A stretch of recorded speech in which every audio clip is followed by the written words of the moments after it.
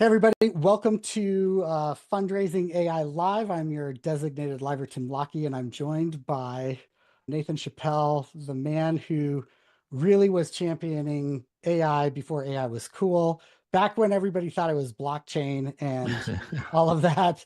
So Nathan, it's great to see you again. I always love it when we can Yeah. chat.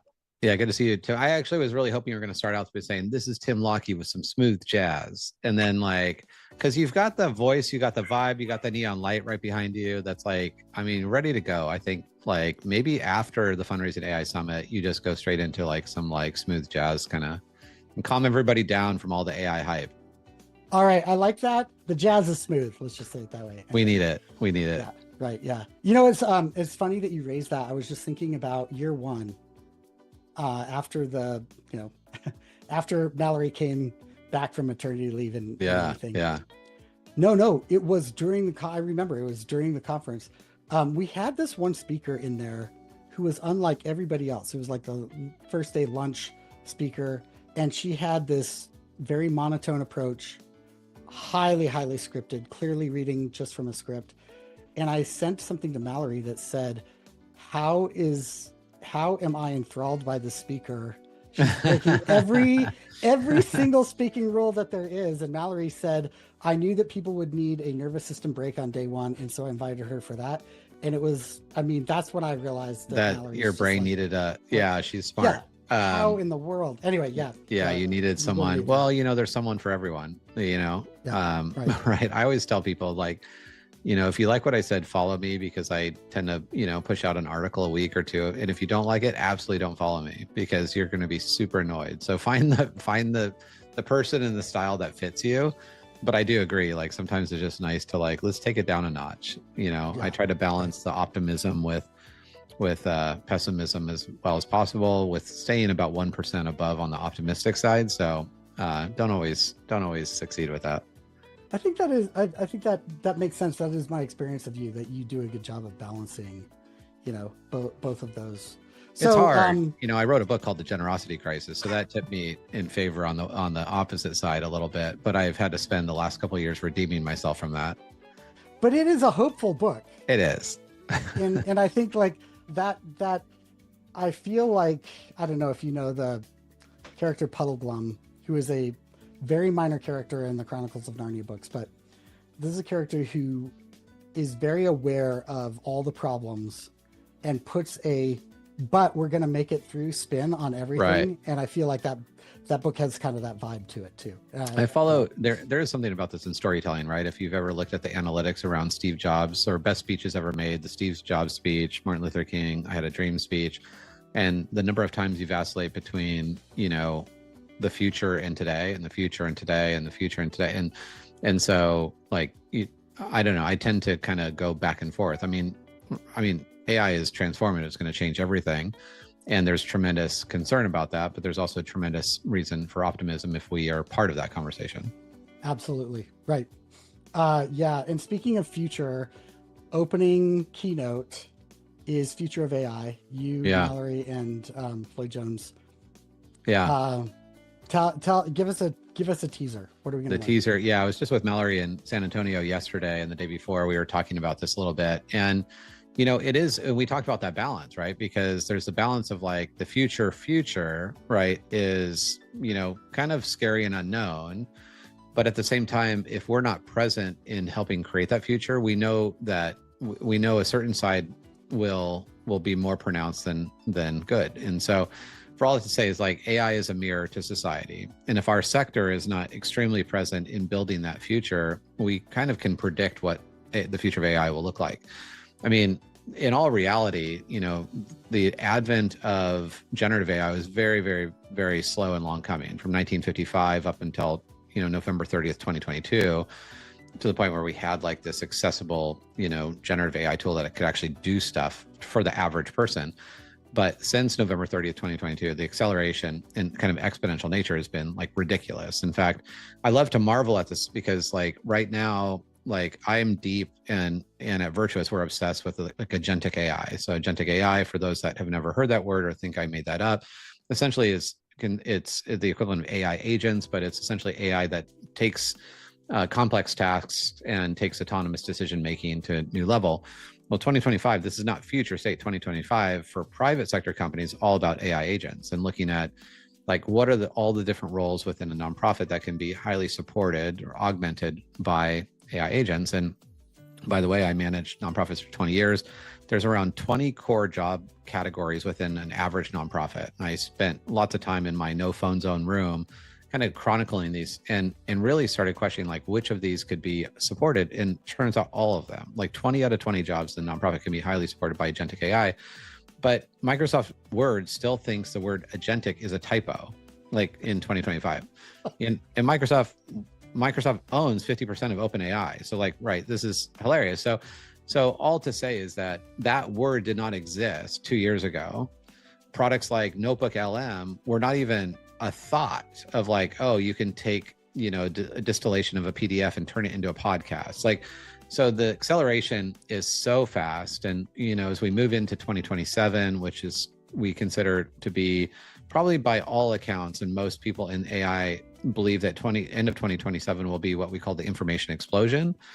So the future is just a lot of change. Like, I don't think anyone can predict in which direction it goes exactly, but we know for sure that the exponentials don't slow down, the pace continues, and that it means things that were impossible and not even conceived of 12 months ago are entirely plausible.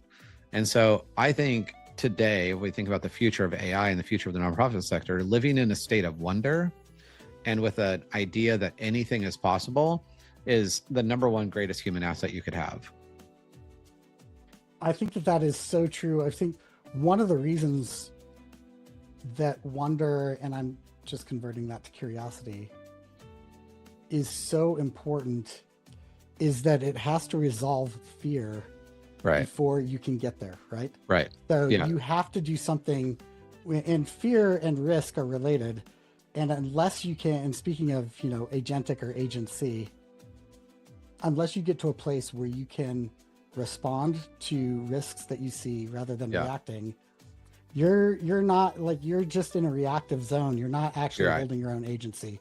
And so, as I've been working on models around what has to happen in human psyche and behavior change in order to accept and get to that level, I feel like what you're talking about is so important to understand.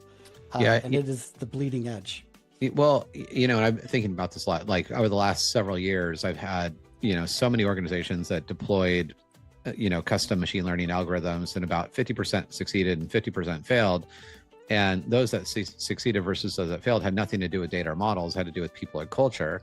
And to exactly your point around fear is that you actually can't create a state of curiosity. I mean, you can, it'll be short-lived if you don't have a basis of truth. And so when we talk about like the future of AI, starting like when people are, where do I start? You start with AI governance, basically that says we either believe or don't believe in the use of AI that is aligned with the values of our organization. Not hard, but if you don't start there, you won't actually provide a framework for success. And it's really interesting. So I just reread this book. I've reread it a couple of times, but it took on new meaning this time. It's called The Four Agreements. I don't know if you've ever, it was like a required reading in college. It's been a best-selling book for 20 something years by Miguel Ruiz. It basically is like this idea that humans are created as inherently curious beings, and we experience the world as children in like full of wonder, but that societies and geographics and demographics and our communities shape us to either be more or less curious. And it's a book about happiness, which is, I've always read it as this book about happiness, but curiosity can't live if you don't know who you are, right? And if you've not created the space to be curious. And the same is for organizations. Like, you have to create the safety, so the absence of fear, to create structure, and then basically either incentivize, in whatever form that comes, incentivize a culture of curiosity, so that your team can live in that state of wonder, like what's possible. So I think the future is really, really bright, but it's going to take almost a complete reversal of like the way we've led, the way we hire, the way we promote, the way we fire, and start rewarding questions more than answers, start providing people incentives to like try new things, and and reward people when they do things that are hard or uncomfortable. That's not how business has been done very well. Like, I mean, I used to tell people, keep your eyes on your paper. I'd hire the subject matter expert, and then I'd tell them not to pay attention to anyone else, to keep your eyes on your paper, and then everything will be fine. And I think that's completely different. It is so interesting to hear what you're thinking about that. And I think that it's been a couple months since you and I have talked.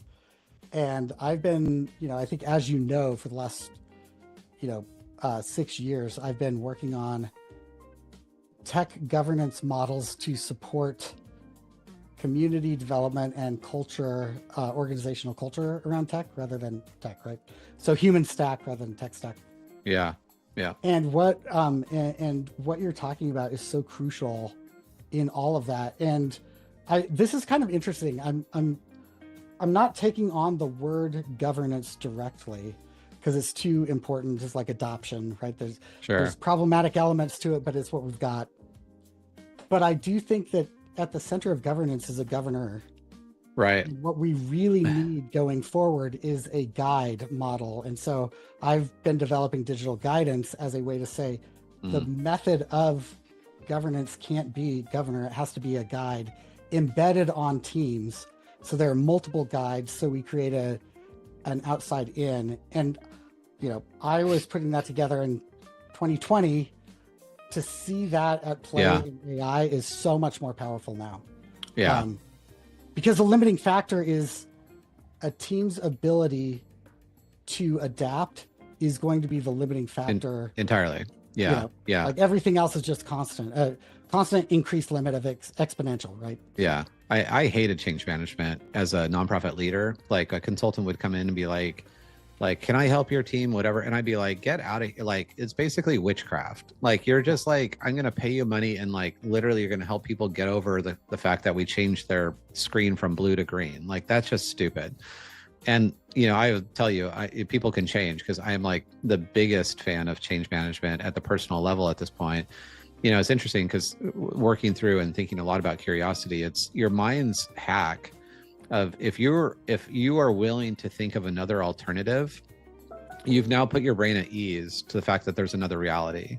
Yep. Right. And it's your own hack at a personal level. Be like, oh, wait, it's just because I've always done it this way doesn't mean it's the best or only way. And so I think we live in a constant state of that. The future for AI and philanthropy could be very bright.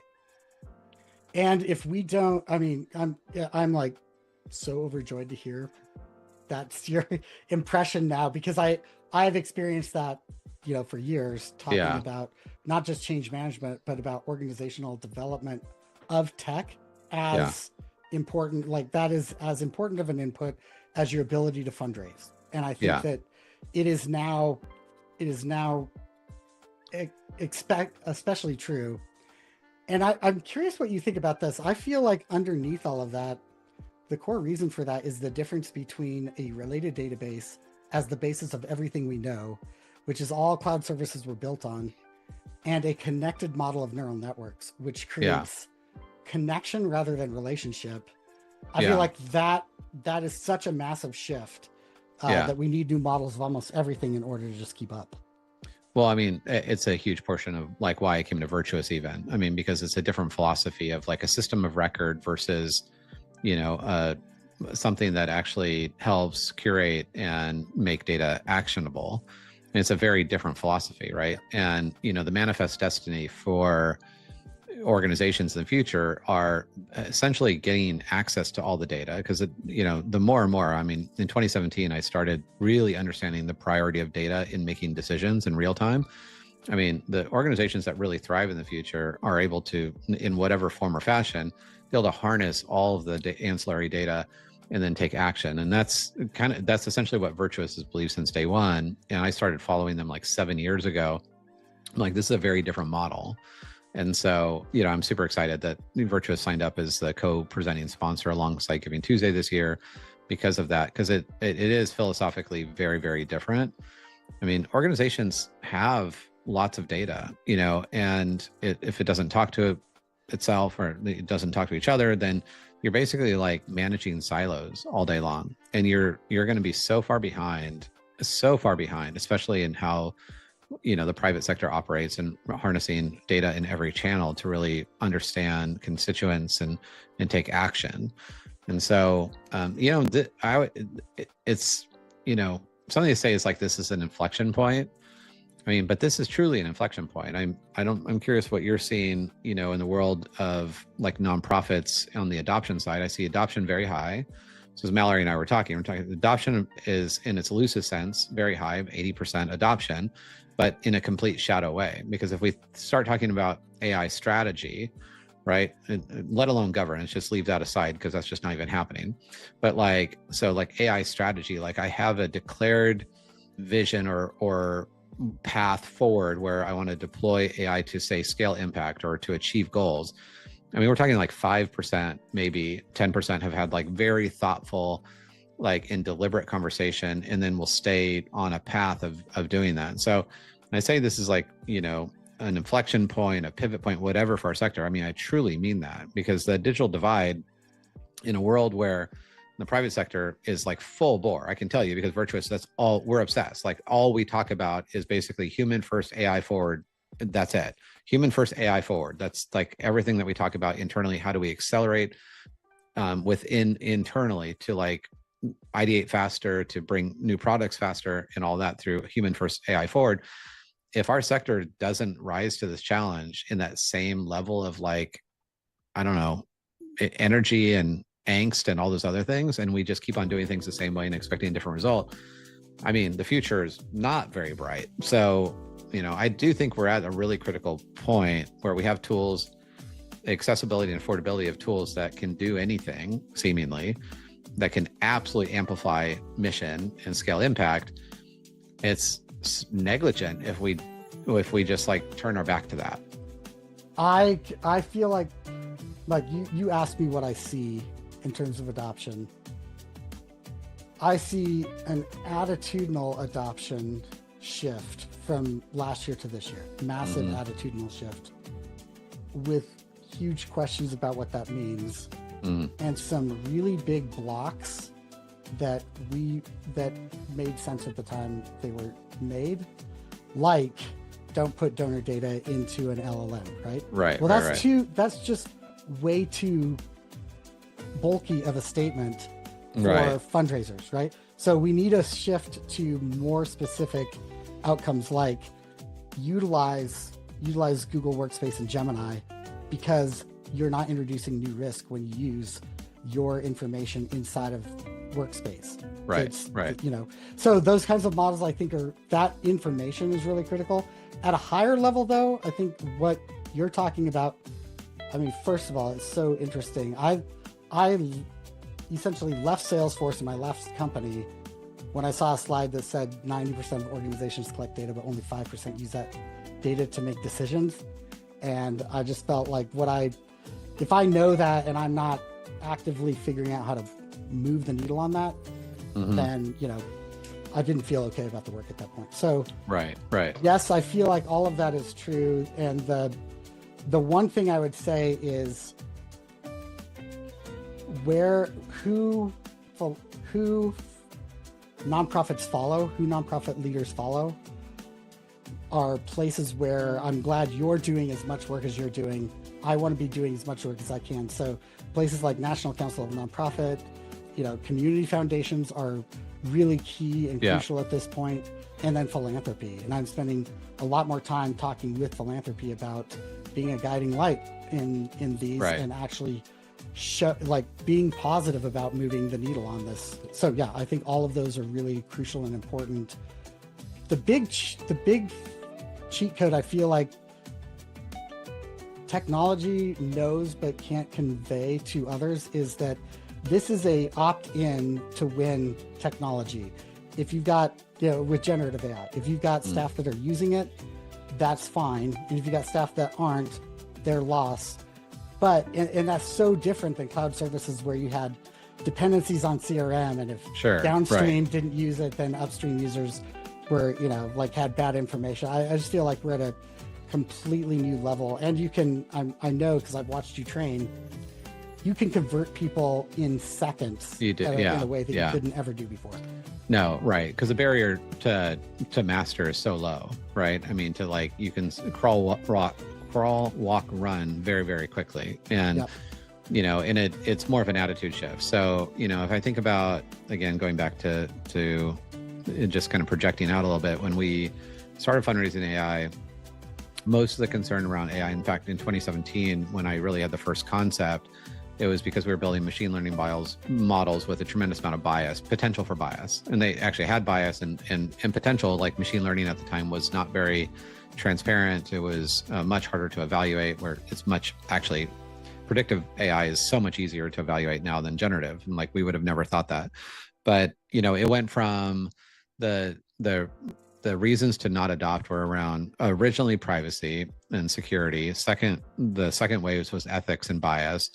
Now the third real big wave is the environment. And so, I think there's a point where I've started to try to train less, because I'm like, if you are at this point, just coming up with another new net excuse for why not to like try something new, because in all said and done, like, the environment's a big issue. I'm writing an article about this because it's actually a very, very complicated issue. But in all reality, if you're like really concerned about it, and I'm doing a talk later today for environmental fundraisers, is that there are a lot of ways to offset your carbon footprint. But in all reality, like, I mean, how much, the biggest use of energy by far, the 800-pound gorilla, is streaming. Like, by far. Like, I mean, you're going to shut down your TV? Like, how much TV do you watch, or how many, how much are you scrolling every day? And so all to say is, like, I feel like there's been waves of these like reasons why. And I read the study that 20% of people champion change, 50% of people sit on the sidelines, and 30% of people actively, this is not nonprofit sector, 30% of people actively resist change. Nonprofit sector, that 30% is probably higher. Like, let's be real. And at the end of the day, if you're just now not moving forward, it's on you, because you no longer really need to know how to write a better prompt. You need to like be willing to write the prompt. Like, you just like, you just like literally start and use your voice or whatever it might be at this point. And you had said like the attitudinal shift. Was it last year, in your opinion, like skepticism to like now inquiry, or like, so I kind of feel the same way. I definitely feel like that. I also feel like it's moved from an acceptance of something you don't like. It really has moved to a curiosity level. The thing I do see over and over is the illusion of control around non-participation and benefit to the environment, right? That is illusion of control. That is a cognitive bias that does not real. And then on the other side, limiting beliefs, right?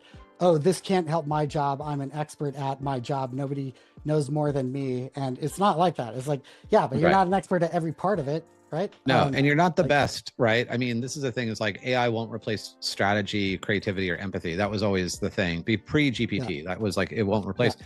But if you are the most creative person, you might have a chance. If you're the most empathetic person, you're the most strategic person, but let's be honest, like, most of all of humanity is marginally good at all those things, or any of those things. Like, I'm pretty good at a lot of different things, but like, I'm not the best at any one of those. And very few people are. And so that's the humbling part of all of this, right? I mean, I spent 20 years as a fundraiser, right? You probably know the story, but I spent 20 years as a fundraiser.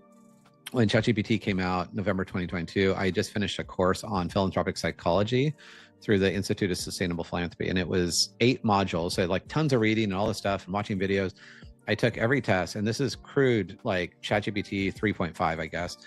After I took every test, I fundraised 20 years, like pretty successfully. I exceeded the goal every single year. I took every single test in philanthropic psychology. I took the test, I scored myself. Then I pasted the test in ChatGPT, and guess what? It outperformed me in 8 out of 8 tests. So like, and I was a pretty good fundraiser that it exceeded goals every single year. So, I mean, at this point, like, we have to like recognize that there's something here, and we have to be willing to like allow that to happen, and find new and unique ways to use our humanness to essentially amplify mission, and not just through like routine work, but in like substantive experiences and opportunities. I completely agree with that. And one of the global shifts we are going to have to deal with is that knowledge is not a differentiator anymore. Anyone can Right. know anything Yeah. with a deep research, instantly or within 5 minutes. And so I think it elevates the power of context and the difference between It totally knowledge does. and understanding, right? Yeah. And Have you seen the Adam Grant quote on that? It was like in the age of information scarcity, so anytime before November 30th, 2022, when GPT right, came out. yep, So in the age of information scarcity, basically knowledge was rewarded. But in the age of information abundance, so now where information is either free or nearly free, it's no longer that information is no longer valuable. It's about connecting dots.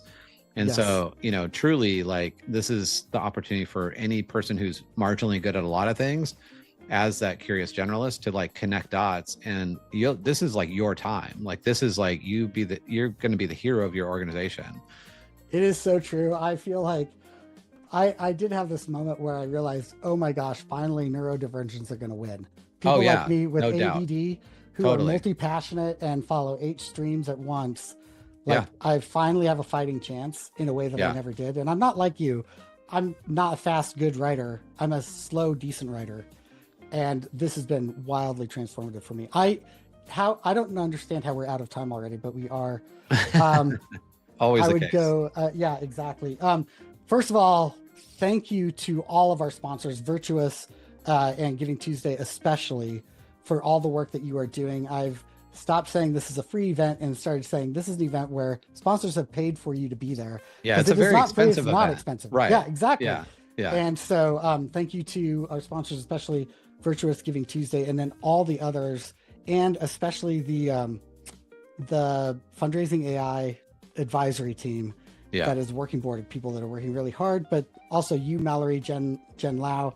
We just had Jen Lau on AI for Anyone live this morning. Nice. It's just, yeah, it's just such a massive amount of work. Really grateful for it. And thanks for your time and all And the thank work. you. Yeah, Tim. I mean, you got above and beyond since the very beginning to like do things like this and like and help build community here, because I think we're all driven by something that's, fundraising AI is a passion project. And I mean, for people who don't know, it's open source. It's all like volunteer. We only have one paid person, and who is works her butt off to like make things happen. And we do this because we feel called to do it. We feel that the sector needs it and deserves it. And so thank you for all that you do, and just like raising your hand from day one. And then you could find a lot of other things to do with your time, like starting a smooth jazz station, but you've chosen to do this instead. So thank you. Yeah, absolutely. It's an honor. From the first time we talked, I've just really appreciated your work, your sense of humor, and your direction in life. So glad to partner up with you. It's been great, and I'll see you next week See you on next the week. 15th and 16th. Yeah, All right. can't wait. All right, thanks, Tim. Thanks for everything.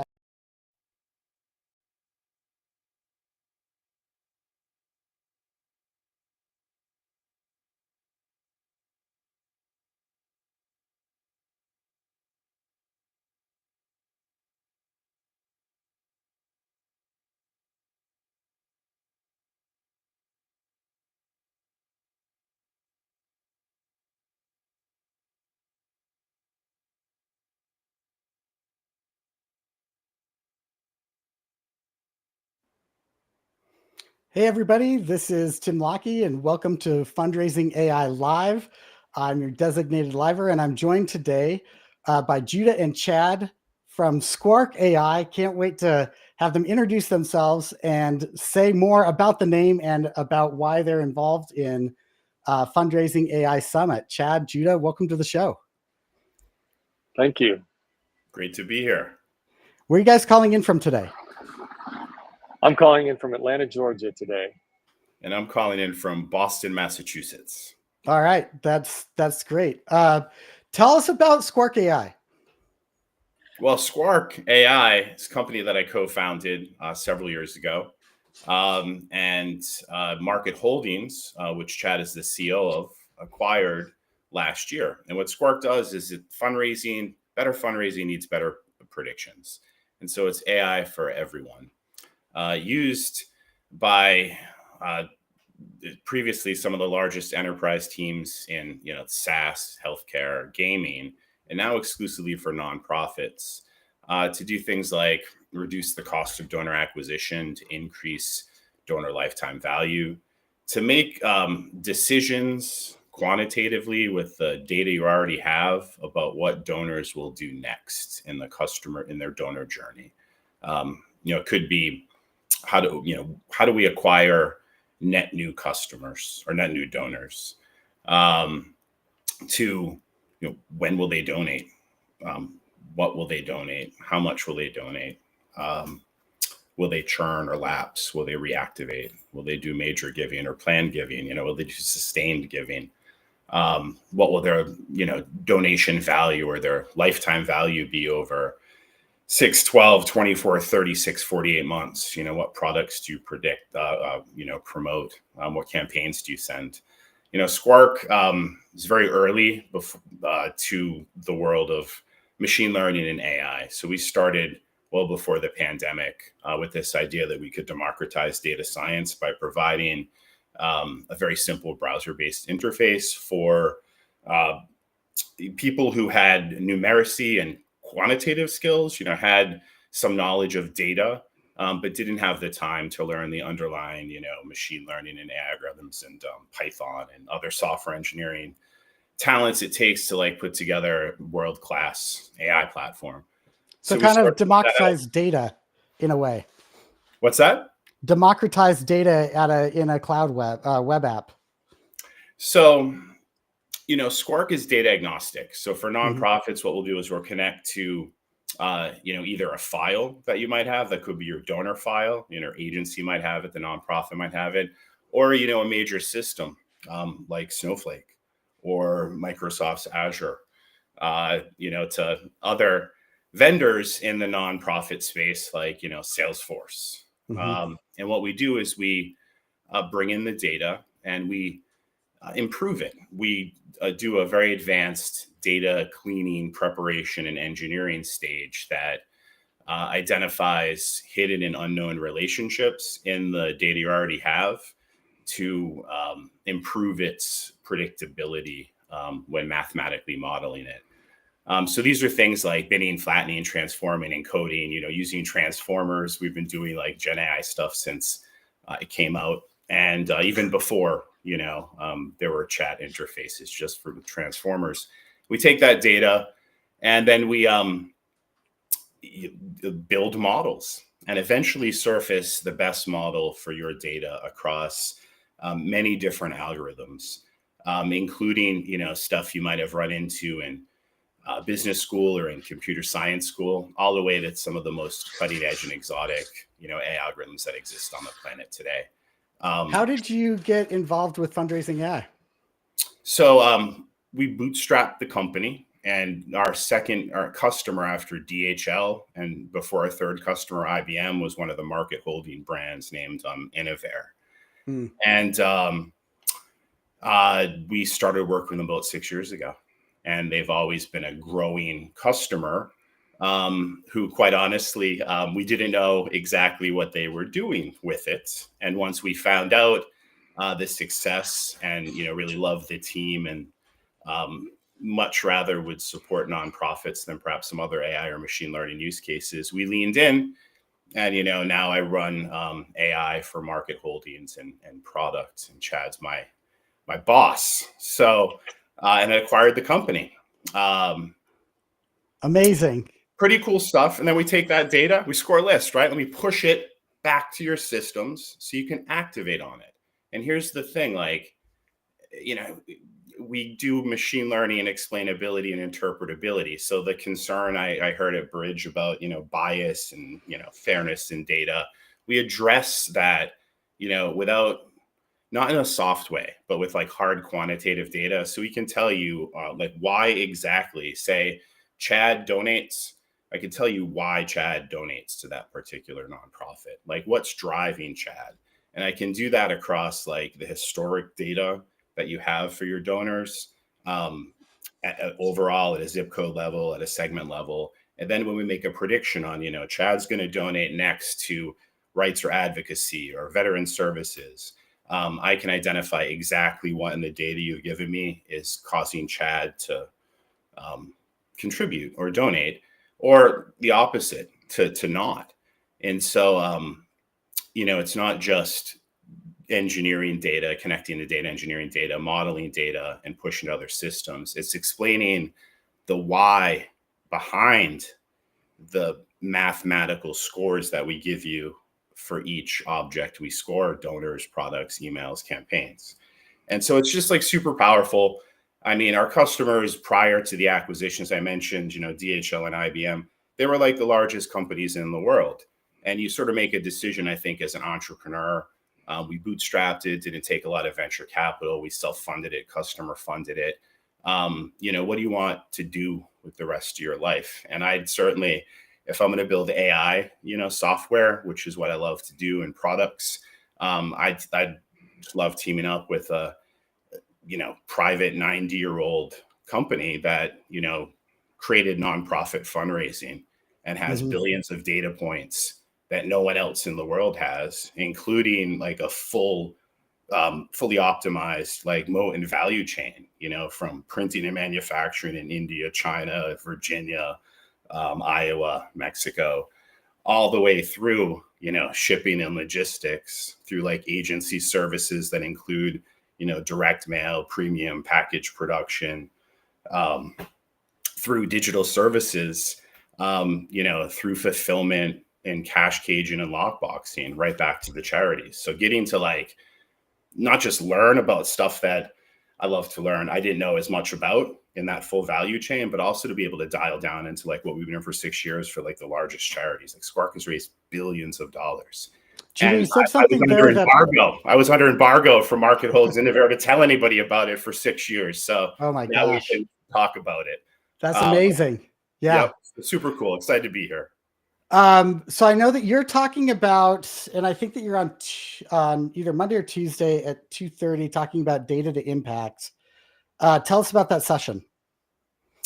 Well, first of all, we're going to keep it understandable and like a pretty high level. We're going to talk about first, what are some of the use cases that you can use predictive and generative AI for immediately, like the same day, if you have the right, technology.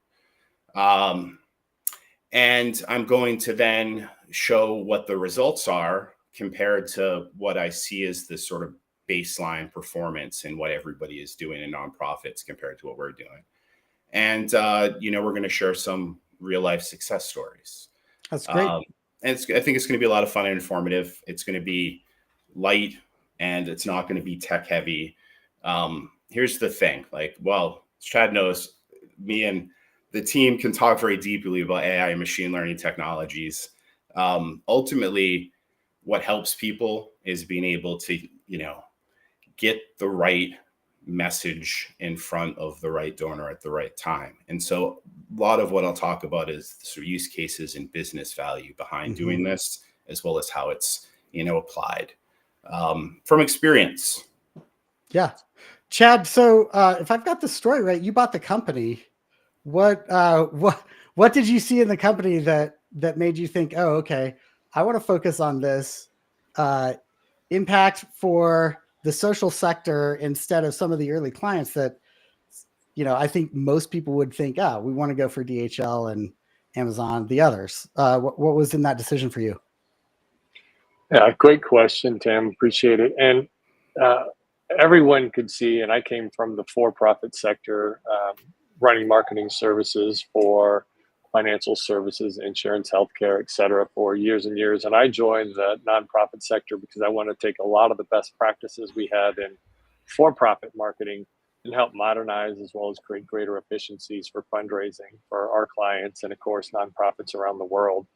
There's two big value propositions for Squark. Not only was it a superior solution as it relates to the machine learning and artificial intelligence and doing predictions, it's a very easy to use solution. So as a SaaS platform, it's what's considered in the low code, no code area. So you don't have to be a data scientist in order to take advantage of Squark AI. And so not only for internal users against our account teams and our clients, a broad swath of nonprofits can take advantage of this extremely powerful machine learning and artificial intelligence to do these predictions by themselves. And so since there is a shortage and high cost with data scientists and to build predictive models, we're just trying to make it easy and affordable for everyone to take advantage of AI. And I think that's why we love fundraising.ai, is just creating awareness and educating everybody about what's possible and how you can take advantage of it. Judah, Chad, that's amazing. Thank you so much for sharing that. Thanks for participating in Fundraising AI. Can't wait to see you at the summit. That is next week. And if you have not registered, right there on your screen, you've got the QR code. Grab that and sign up. It is free to you, but it is only free to you because of amazing sponsors that have said, this is so important. We want to put this out in the world for as many nonprofit practitioners as will take time out of their busy, overwhelming schedules and come pay attention to some of the most important advancements that are happening in technology. Thanks especially to Giving Tuesday, Virtuous. We really appreciate those partners in this work and for hosting and putting on this event. So one more time, if you have not registered, you're going to be able to see Chad, Judah, and others, over, I think, 70 other speakers for free, and get the recordings long-term for Fundraising AI Summit happening next Monday and Tuesday, not February. Which month is it? Oh, it's September. September 15th and 16th. Thank you. I don't even know what month it is. One thing I want to add is for attendees who book demos, we're going to be giving away like a $10 Starbucks, or I'm in Boston, Dunkin' Donuts. Woo! The first 100. So please make sure to sign up. And I just want to All right. say, Gonna sign up right now. Sign up right now. Though it's in a browser, right? There is an API for everything. It's super scalable. Like beyond what you would expect to see in even the enterprise SaaS. Okay, you just won me over, and I'm sorry to geek out here, but if you've got that, that means that you can bolt on an MCP using Claude Code, hit that up with Claude Desktop. All of your skip the automations and the N8Ns of the world and hit straight into an MCP on predictive data. Yeah, my gosh! Yes, do that. I was talking about the agents, Tim, on the website. Couple of years ago, I took it off because I thought it was too cutting edge. So I got to put it back. It's actually on there now. But the MCPs. I'm way more excited about MCPs than agents right now. Yeah, probably just because I'm a nerd that way. But yeah, I will bring that into the discussion at Tuesday. Yes, the ways that internally this gets into some of the more advanced things that in Chad's strategy as the CEO Market Holdings we're thinking about, and I get to do, running the business unit at Squark, and then also working on his leadership team. Okay, so I'm sorry. I know I'm nerding out here, but it's just so critical people understand this. The future is not platforms. The future is going to be people vibe coding their own apps with MCPs that go in and grab their own tools from their own data that is everywhere, and your organization becomes the hub instead of a data center being the hub. That is more possible than it's ever been. 3 years from now, that'll be the only way to do it. And that's every time you hear public API, convert that in your head to an MCP and think, I can pull this into anything I do, create golden records and all that. Anyway, sorry, I know that's exactly it. The idea is it's all this data out here, we can enable it, and then we can have these AI agents or technologies pick it up. And where there's a lot of hype right now, as you know, is on generative. And for me, having been in this space for quite some time, to belie my age, it's as if the world skipped over predictive. But if you look at where all the money is made, maybe not all, where it's at, the profit may be made is in predictive, where there's a lot of expenses in generative. So Squark sits in a very special spot that people just don't have in this industry. Okay, I'm going to push back on that. I'm going to push back on that in a very specific way. And here it is. Oh my gosh, I wish we had 20 more minutes on this conversation. Here's why. Because yes, you're absolutely right. When you look at the tech capacity, predictive is going to create more tech outcomes. But when you look at capacity, you're going to get much further by upskilling your staff on generative, right? And they are different sides of the same coin, because generative is just where they pointed predictive at text functionally, right? Anyway, I'm so sorry. I've got to go. But it depends on what you're optimizing for. So labor costs, efficiencies, generative. But if we're trying to do like real, we're trying to cut cost, or we're trying to increase lifetime value in a way that reduces the cost of doing acquisition, these guide points in these way paths through predictive yield us even better generative outcomes. So I like the combination of both. So I'll leave you with that. Exactly. It's an and statement. So love it. Super excited to for Fundraising AI next week. We're happy to be a sponsor and so glad to be part of it, and look forward to continued conversations with you, Tim. Yeah, this is great. If you have not checked out Squark AI, and I will admit that I have not, and we'll be doing that right after this call, because this is so critical to understand. You need to find these platforms that have APIs that you can get your data and actually recreate high levels of functional distribution within your own organization. So thank you so much. If you have not registered, this and many other conversations like it at Fundraising AI happening next Monday and Tuesday, which is September 15th and 16th. Chad, Judah, thanks so much for joining. Have a great day. Thank you. Thanks. Bye-bye. Bye. Bye.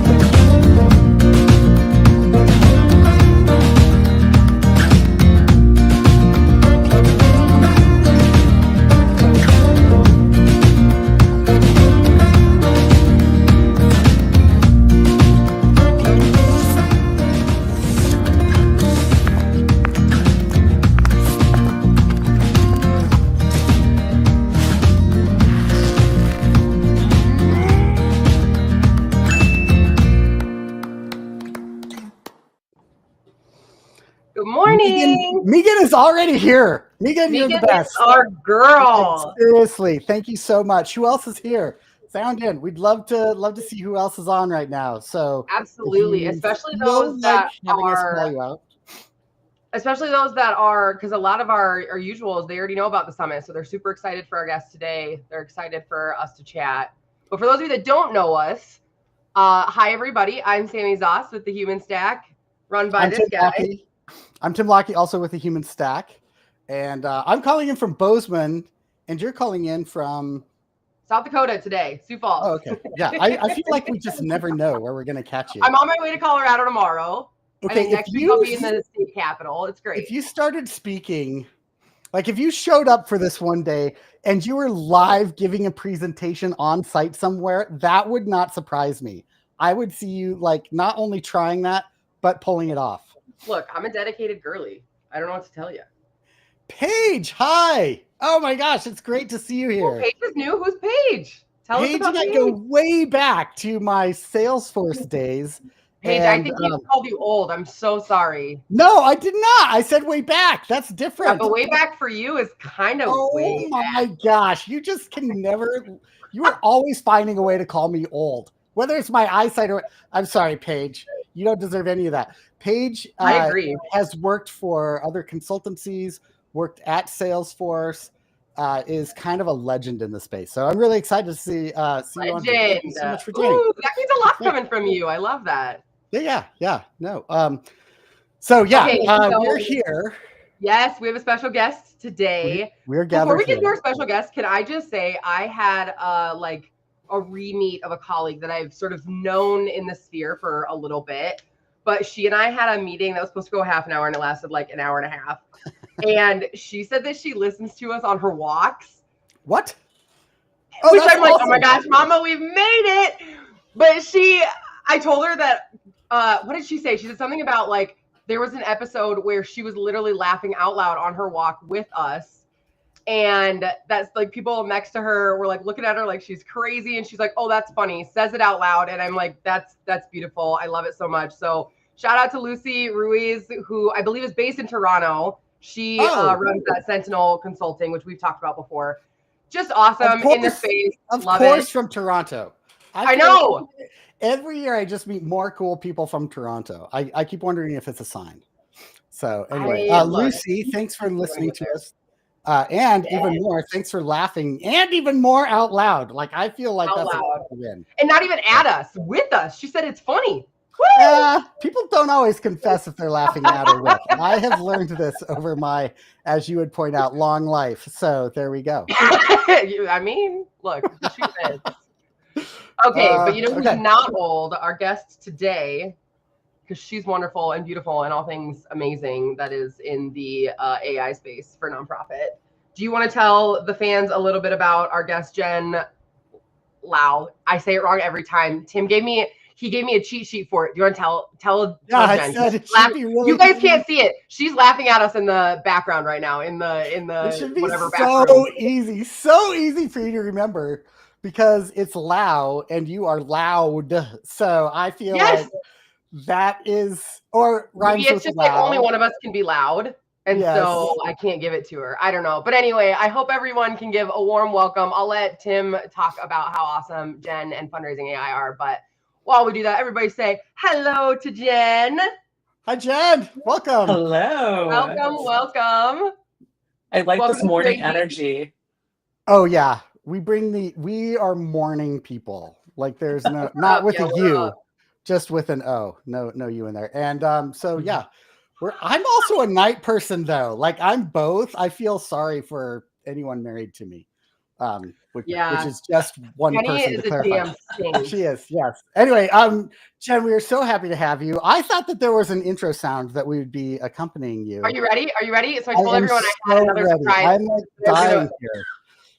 Okay, Jen, what you don't know is usually when we have wonderful things to announce, like our wonderful guest, I'm like, bow, bow, bow, and Tim thinks it's hilarious. I get that. I can't take credit. If you listen to a podcast called Two Hot Takes, which is this awesome group of people that read Reddit stories, totally not related to what we do at all, but she does that because I don't know if they just didn't get their sound machine working or what, but Tim thought it was hilarious. And yesterday I was wandering a store and I found this little thing.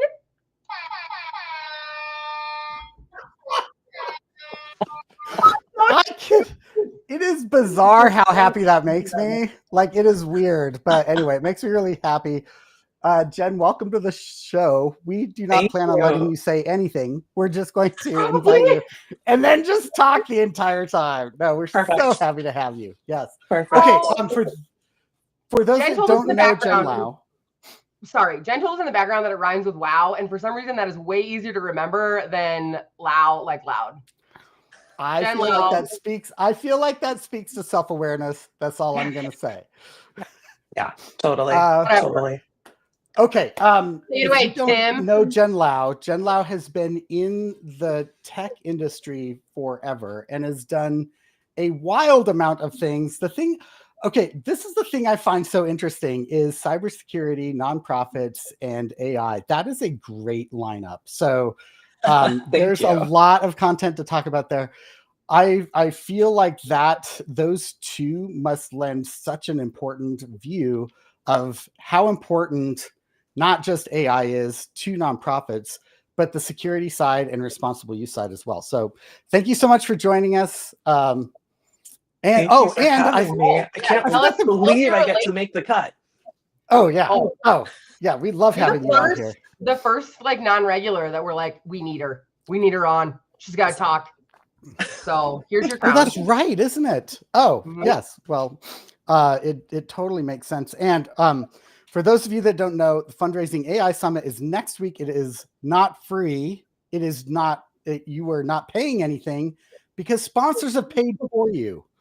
And I feel like that reality just hit me last week on how important sponsors are for that. So to all of our sponsors, thank you. And we're really excited that this is free to nonprofits because of sponsors. It's probably the right way to say it. So Jen, thanks for leading that endeavor. Thanks for setting all of this in motion. I cannot imagine how you found the time to join us this morning, given how much is on your plate. And I don't even want to think about your inbox, but thank you for joining us. No, thank you for having me. It is a crazy time. We are less than 1 week out, but it's all about prioritization, Tim. I'm prioritizing being with you all this morning, and I'm very happy about it. Honored. So smooth. So diplomatic. Oh my gosh. I would like to tell you I'm busy and that you're a priority in one sentence. Like nicely in a way that doesn't make me feel like it was a little snarky. Like it was good. I know. It was very good. From the bottom. I've never been able to pull that off. He's always snarky. So. It's kind of my thing. It's a personal brand. Yeah. Okay. I have a couple of questions for you. What are you most excited about from Fundraising AI Summit? And I know that you're so polite, you won't say when it's over, because I'm sure that you have those feelings every now and then. And we all understand that and offer our empathy. But besides that, what else are you excited about? Hey, can we point out? Just say, oh, go ahead. I don't know that we noted that Jen is the director of Fundraising AI. Oh my gosh. Yes. Skipped over that. I think I totally forgot to say that. We're like, she's so impressive. We're so excited to have her. Hey, Jen, talk to us about this summit. Jen, why don't you give us a little bit of an overview of your role with FAI? Yes, please. What do you do? My role? Yeah, happy to. I'm the director of Fundraising AI. I work really closely with our founders, Nathan Chappelle, Mallory Erickson, some incredible folks on our advisory council, which you can go to our website and see. But I work really closely with that team to really shepherd and steward the direction of Fundraising AI. We got started in 2023 really as like a grassroots movement, put together our very first summit in just a few months, which in retrospect is pretty impressive. We're pat on the back for that. And then we hosted a summit last year, and we hosted a summit. We're hosting our summit next week, obviously. So that's our premier event that happens once a year. Like Tim said, it is free to attend. And that is so core to our ethos at Fundraising AI. Every resource we make available, we make session recordings available, we make our podcast episodes obviously available, different resources from folks in the sector. All of that is free to access, and we try to make it as accessible as possible. So huge thanks to the sponsors who make it this all possible. This year we're teaming up with our presenting sponsors, Virtuous and Giving Tuesday, who have both been longtime sponsors and partners. Obviously, Giving Tuesday is a partner of ours, but they've both been instrumental in making sure this year's summit is possible, and also one of the best summits that we've had to date. So I'm really excited because I think what we've done this year is take the lessons from previous years and really apply them, take the feedback that we've heard, take the things that we've learned, and really say, how do we make 2025 Summit as directly relevant and meaningful and a value add to folks who are really busy and have a lot on their plates. So this year we have broken everything out into really cool sessions. We have a couple learning tracks. And we have the ability, if you go into our platform, if you register and go into our platform, you can actually pick which sessions are most interesting to you and add them directly to your calendar. This is the first year that we have had that capability technically, and it's awesome. Pick and choose the sessions that relate most to you, jump in, see what you need to see, would love to see you at another session, but if your schedule doesn't allow, that's totally fine too. So making things really accessible is maybe the core of Fundraising AI's ethos right now. Absolutely. I do want to say at some point, so while Tim and Jen and myself a little bit are talking here, I'm actually going to try and vibe code a little like Summit Navigator using some of the tools that we've talked about in our season so far. So Jen, we've covered a lot of the Gemini tools because we know this is specific for nonprofits and their business plan is 75% off for nonprofits. Their regular plan is actually free for nonprofits. And so trying to show all of the different ways you can use AI at an organizational wide like enablement approach. So I figured what better way to like demonstrate that than to like on the fly, try and take some information that we have out there and vibe code. So you may see me share the screen on and off. But one thing I'd like to do also on screen share, and Tim, maybe I'll prep this up while you guys are chatting a little bit, is actually show the schedule. And Tim and I can kind of go through and talk about some of the sessions. We know, Jen, if there's one you want to flag, obviously, like you said, all of them are amazing. I'm so grateful I get to watch them again.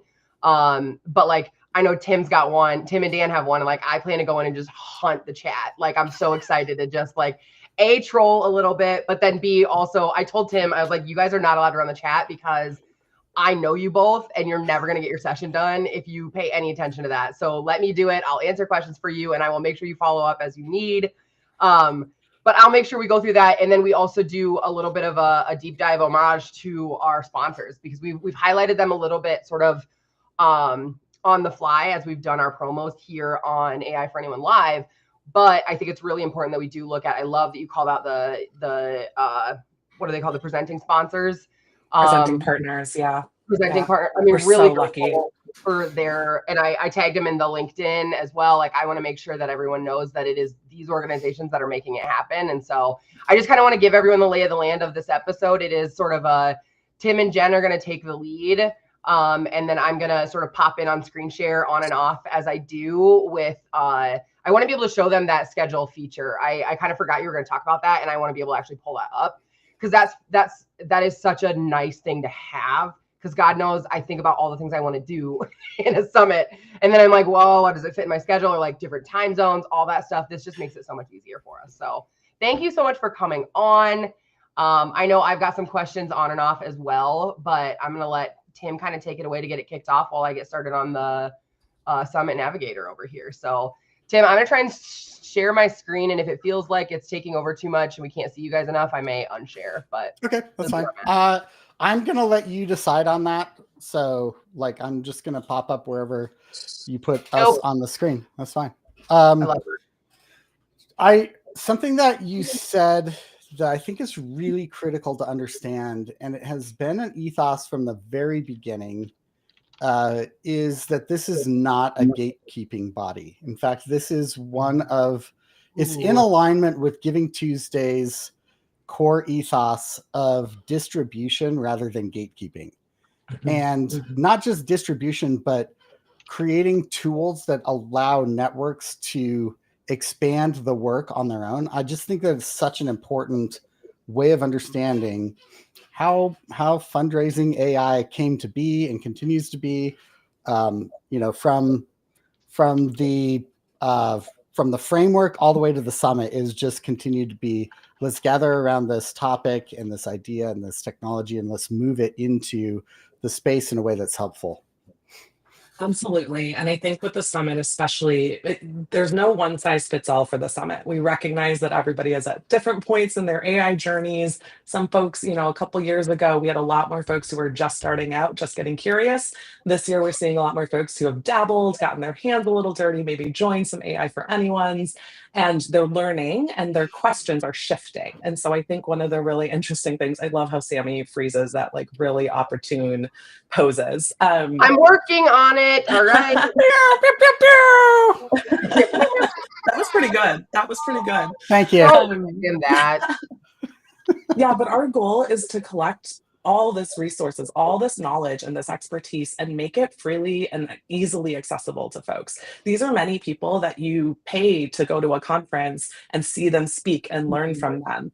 And what they're doing and joining us is actually saying, this is bigger than, having to go in and go to a conference and speak for 30 minutes. This is actually something I want to make globally available. And that's very much core to what we're doing.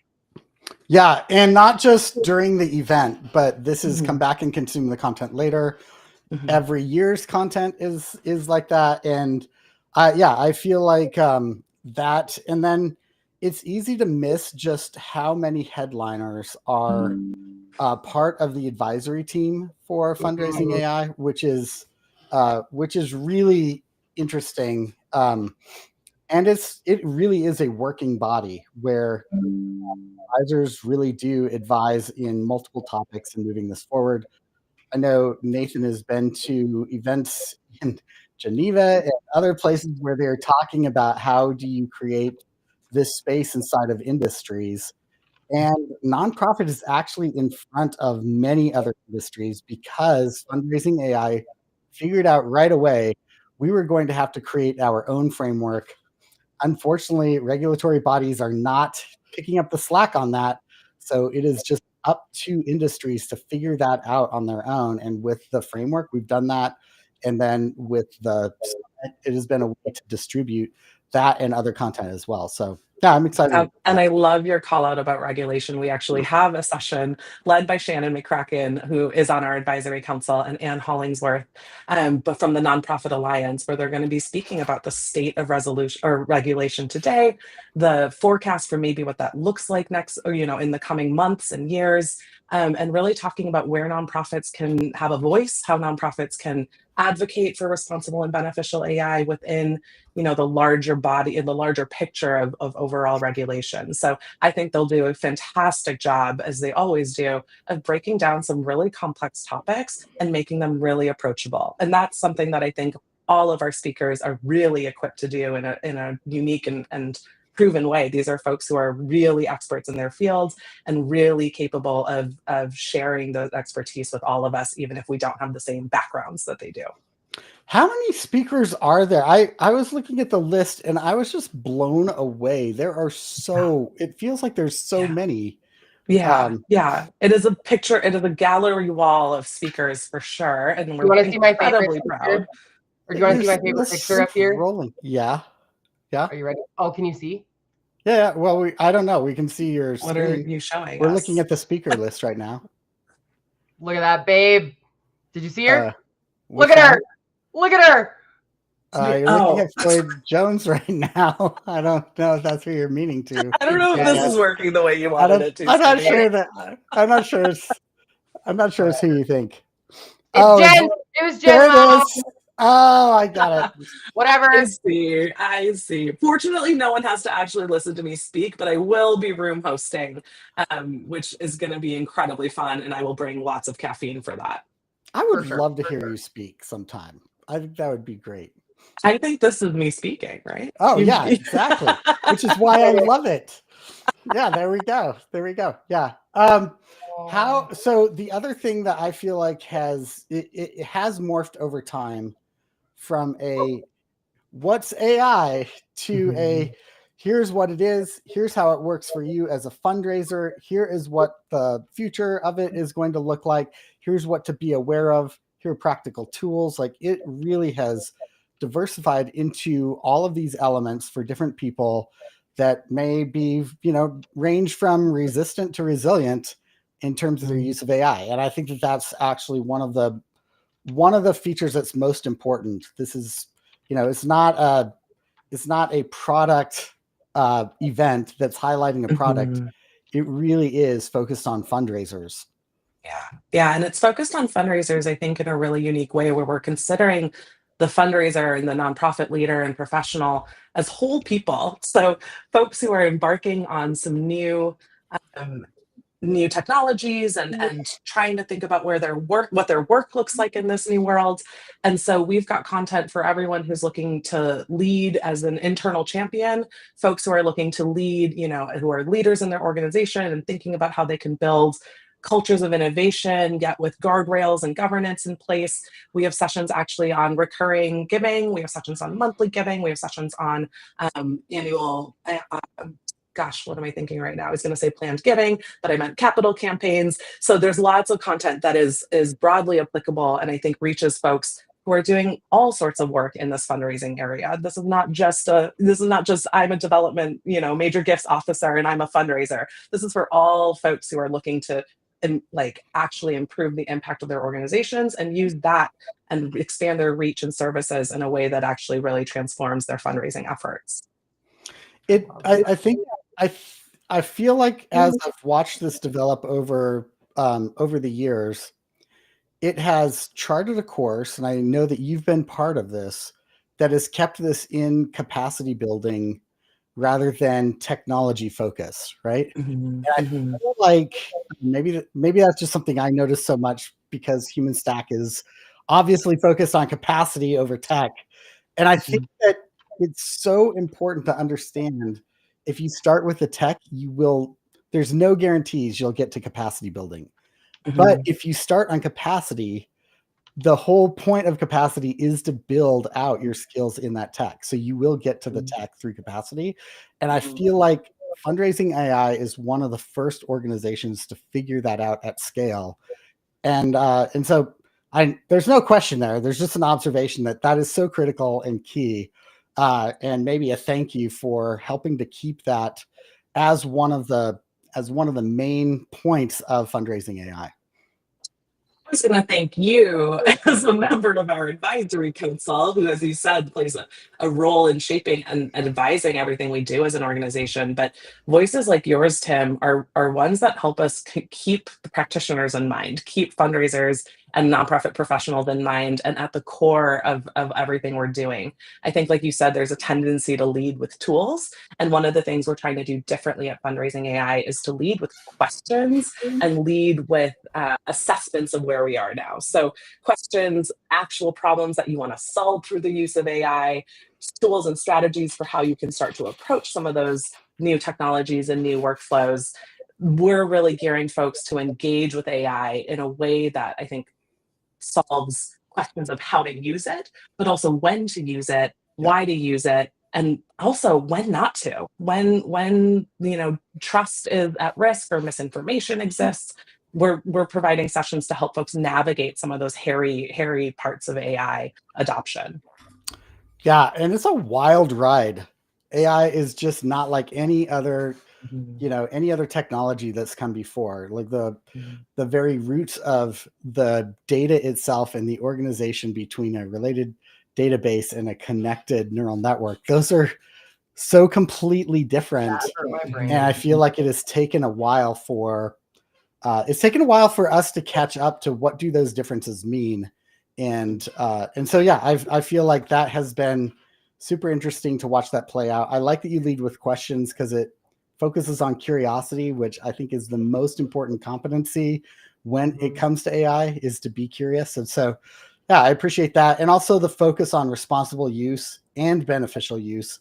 And I feel like my personal opinion is that the industry is over-indexed on responsible use in a posture of fear rather than a balanced view of that with a posture of curiosity, right? And I feel like Fundraising AI really is focused on the curiosity and balance between those two. So yeah, I think that's part of what you're going to see in all of the content, because if you're gatekeeping anything, it is a focus on that. Not gatekeeping, but prioritizing. You've got the in command certainly of that, though. Yeah, absolutely. Okay, how's the vibe coding coming? I was gonna say, let me show you guys what I got here. So let me talk you through how I got here first. I started with a prompt that talks about like, help me create an interactive decision tree flowchart. I want, like, you're helping them navigate these sessions to maximize their learning and avoid overwhelm, because that's something I think we talk about a lot, Tim, that it can just feel really overwhelming. All of this stuff. I'm gonna keep you guys down here actually. So then sort of like start with like, where are you at? Rant into primary challenge areas, which we'll show here in just a second, and then end with recommendations. Oh, that's cool. Yeah, super fun. And I'm gonna be honest, I like blurted out to another conversation like, I want to be able to do this, like get me a better prompt. Because wait, can you show us how you type again? Sorry, I just want to see that one more time. Like this. Is your keyboard like up? like right next. I do have an ergonomic keyboard, so my hands do go inward. Anyway, sorry. You, Timothy. Anyway, so then I was like, okay, this is dope. I loved what they gave me at first, but then I was like, what if we add like a feature to add your notes? So that way folks could literally have like guided note taking mid, you know what I mean? So they have better takeaways. So let's test it out. What do you want to do? What's your current AI readiness level, Tim? What do you want? Okay. As usual, I think I would probably go in the advanced level. Okay. What is your next frontier? Ethical governance, beyond off the shelf, AI for major and principal gifts, or future trends and disruption? Future trends and disruption for 200. This does kind of feel, you're right. This does a little bit feel like that. Look at this. So here's your recommended pathway. Oh and my then gosh. This is actually hilarious. The 90-day implementation plan. Like it has any idea. But yeah, think about this. Like so if I were to take my notes and then if I hit print. All right, I'm putting this on the other screen so I can see this with my old eyes. Okay, the print. I'm full screen right now. I love this. The print button doesn't seem to work yet, but that's because this is only round 2 of my testing. But yeah, so let's go back and maybe look through what does it look like on the beginner side, right? So right now I want to look through for small shops. That's a huge one, I feel like. Or Jen, why don't you talk us through, like, what do you think a path would be for some of the more common nonprofits attending the summit? Beginner, intermediate, or advanced? I think we have a lot of folks in the beginner and intermediate buckets for sure.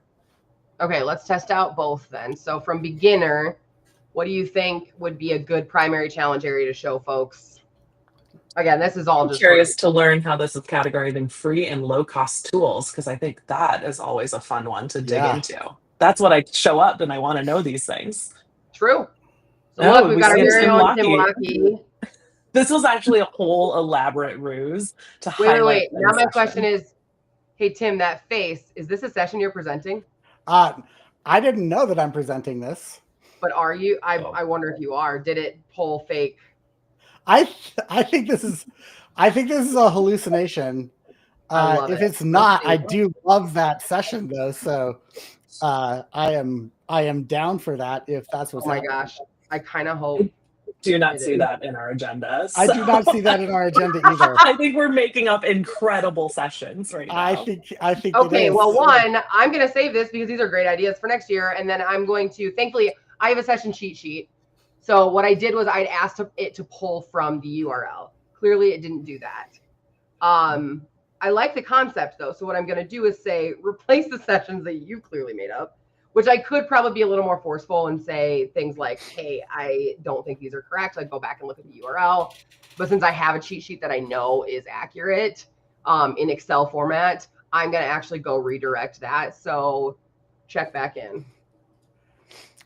Yeah, I also, if you have a question, I would love for you guys to consider. I mean, I have a point on that, which I think is really important, which highlights 2 things. One is what you tell it to do or don't tell it to do is just so critical.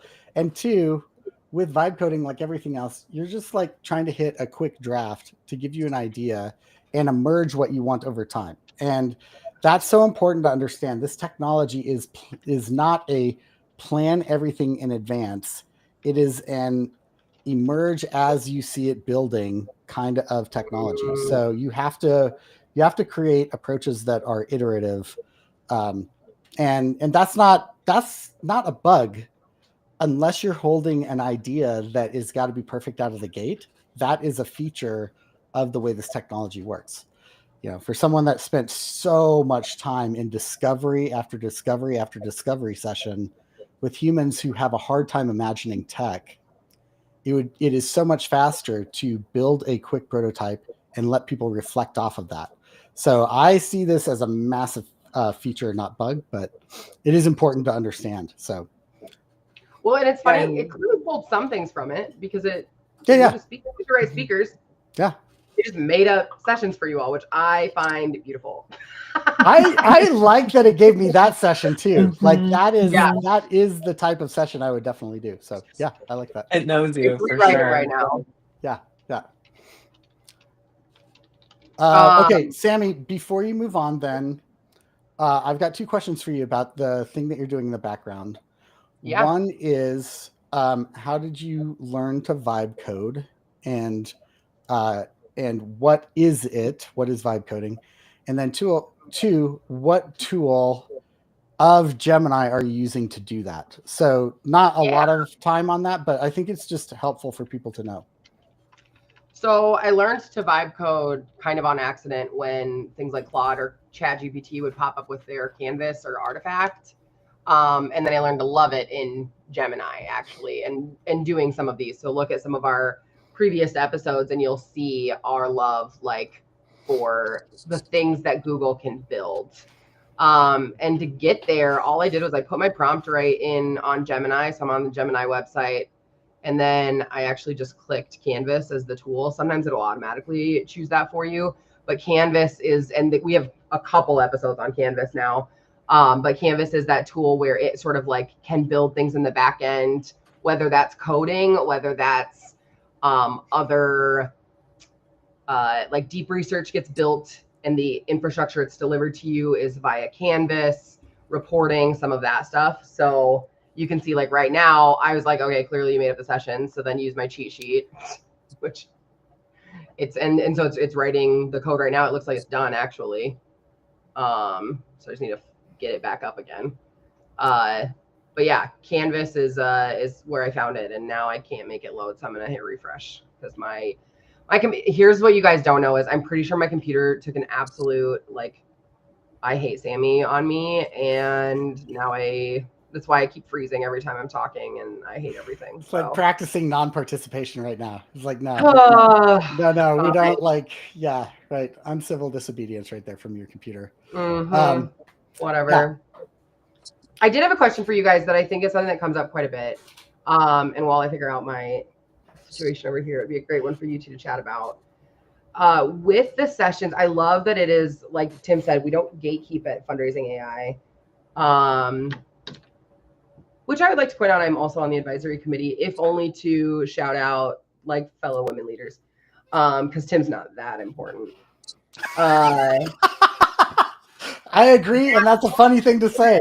That being said, one of the things I get asked quite a bit is, are the sessions available afterward? And I love that they are, but we know there is value in being there sort of as it's happening. And so I'd love for the two of you to sort of like converse about that a little bit and explain why someone should prioritize registering now, showing up, trying to get their day of, and the benefits therein, even if it's just for 1 or 2 sessions.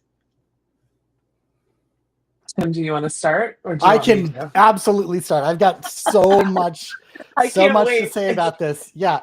Humans learn from humans, not from videos.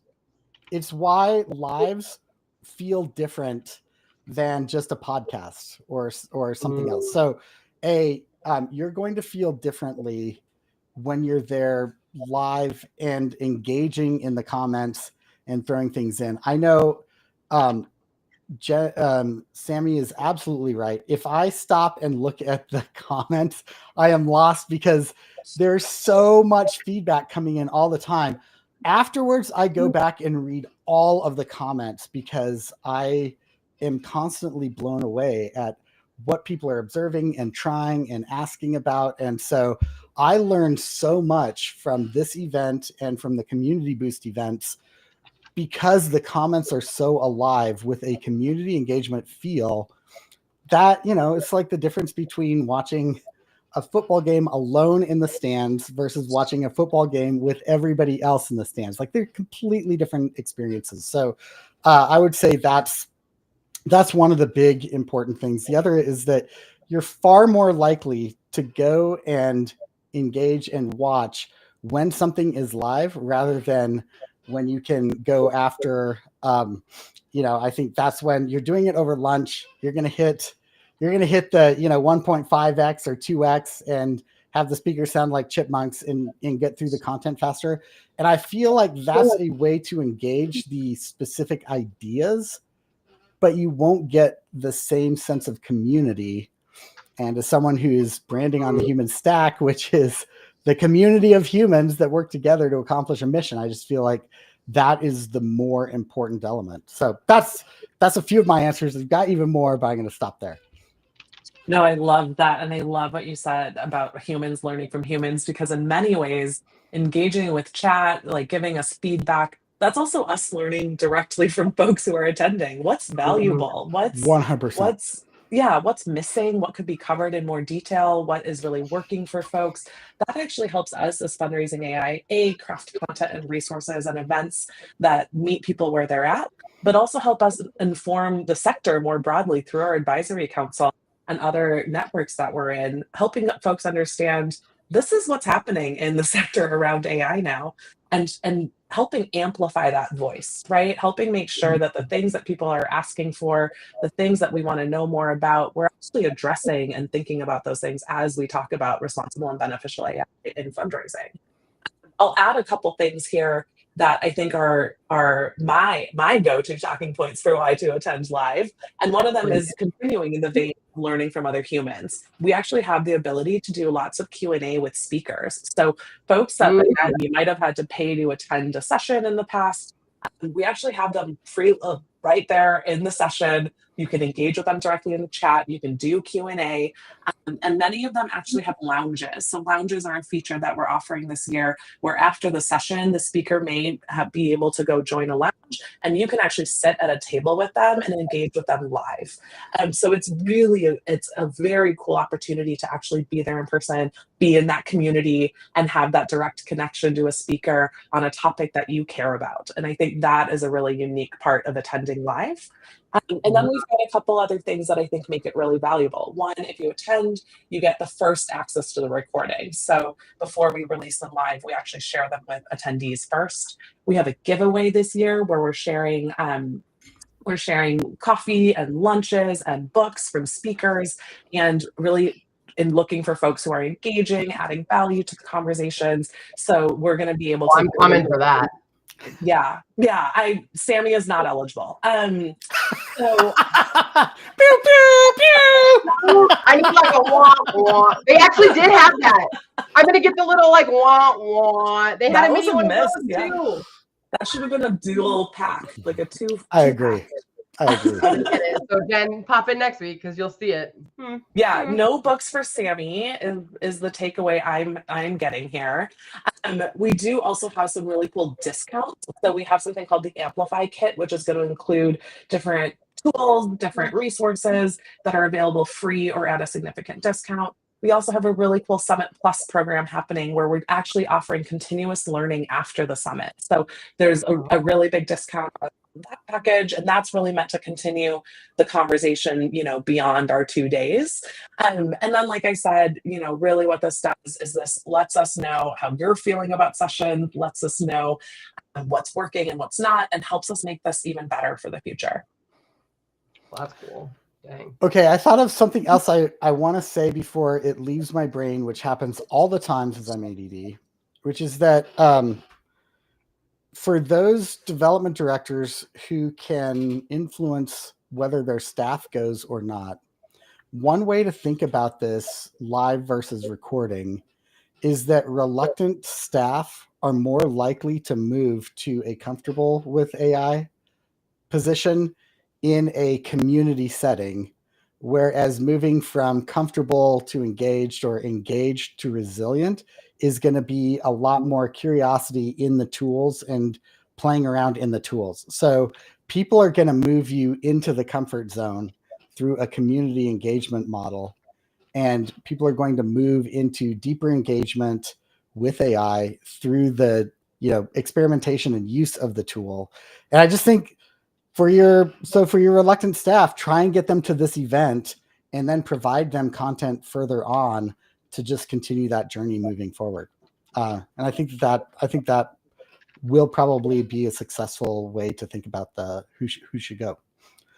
Yeah, and we have tons of sessions on culture and organizational structure and humans. Like we have a ton of sessions on human-centered approaches to AI. And I think what we look for there is to really help folks understand, like you said, they're not alone in this moment. There's plenty of other people who are just embarking or maybe dabbling and maybe not talking about it publicly at their workplace, or starting to think about how they can build governance plans because they're at that stage of their adoption as an organization. So I think all of that is our use cases that we're looking to address.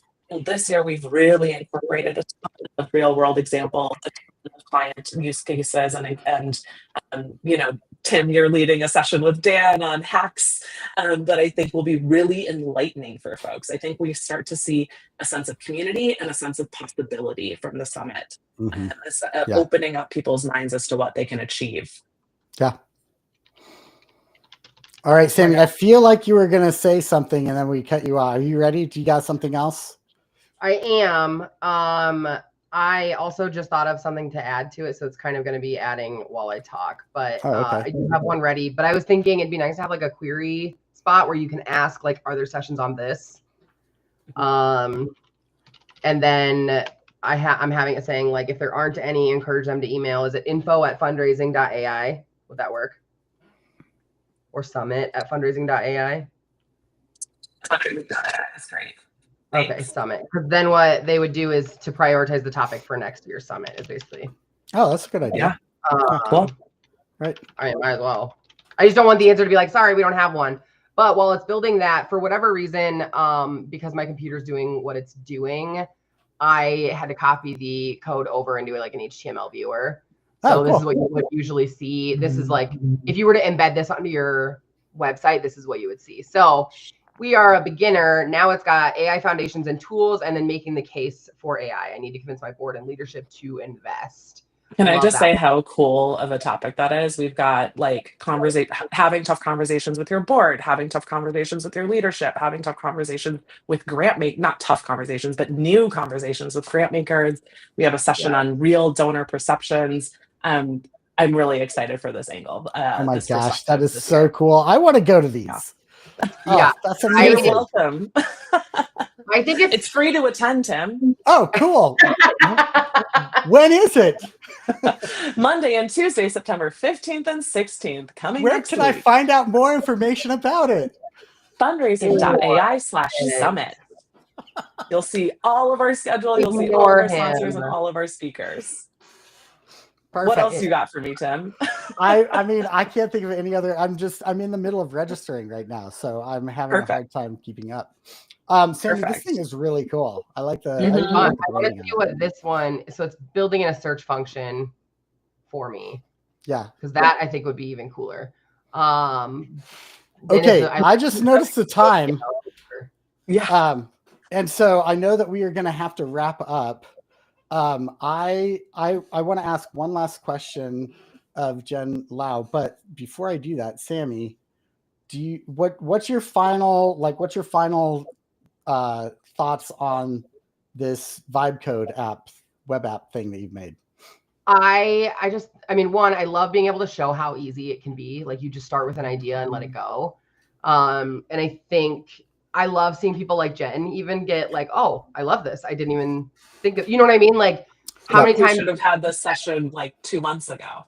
Seriously, no. If I had known you were going to build this, Sami. Look, it's just some HTML. We can pop it on your website whenever. Beautiful. That was actually my last thing, was like, let's make sure between the Human Stack website and FAI, like, we get this navigator out there somewhere, because we built it, it exists, and it doesn't have to be like the FAI approved sessions or whatever, but like, hey, this is something that was vibe coded and you might as well use it if you want to. I can just imagine there's a lot of people that would really appreciate being able to be like, all right, I don't know exactly what to go to, and I can't go to everything. So how do I prioritize? I think it's like, this is awesome. AI for Anyone Live. Love it. That is amazing. I now think everybody needs to have one of these for all of their summits and everything. Yeah, I think so.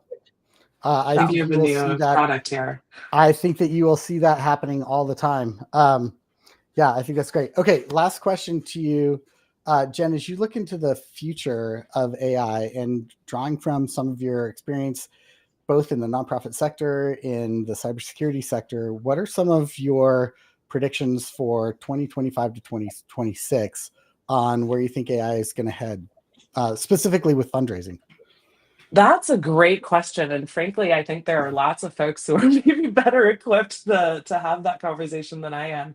Really, what we're seeing is a transition, I think, and what we're looking to prompt is that transition from, fear to curiosity to courage.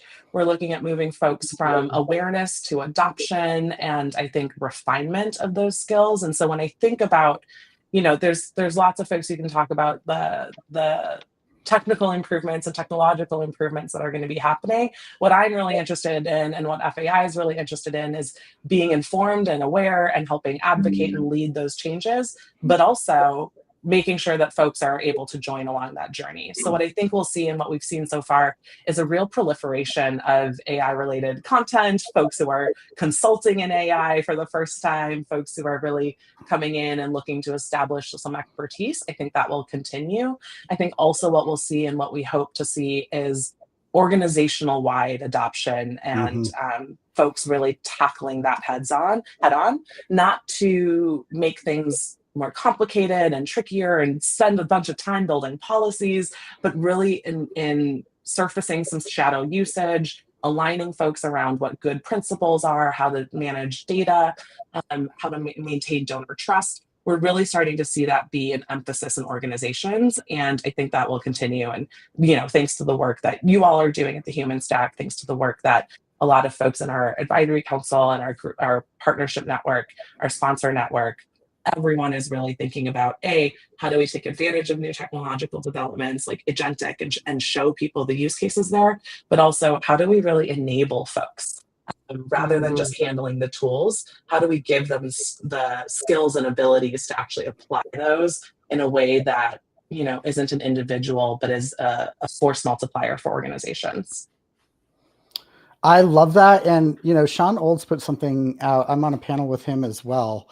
And John's one of the co-founders of Boodle AI, by the way. Oh yeah, thank you for and on our advisory council. Right, yeah.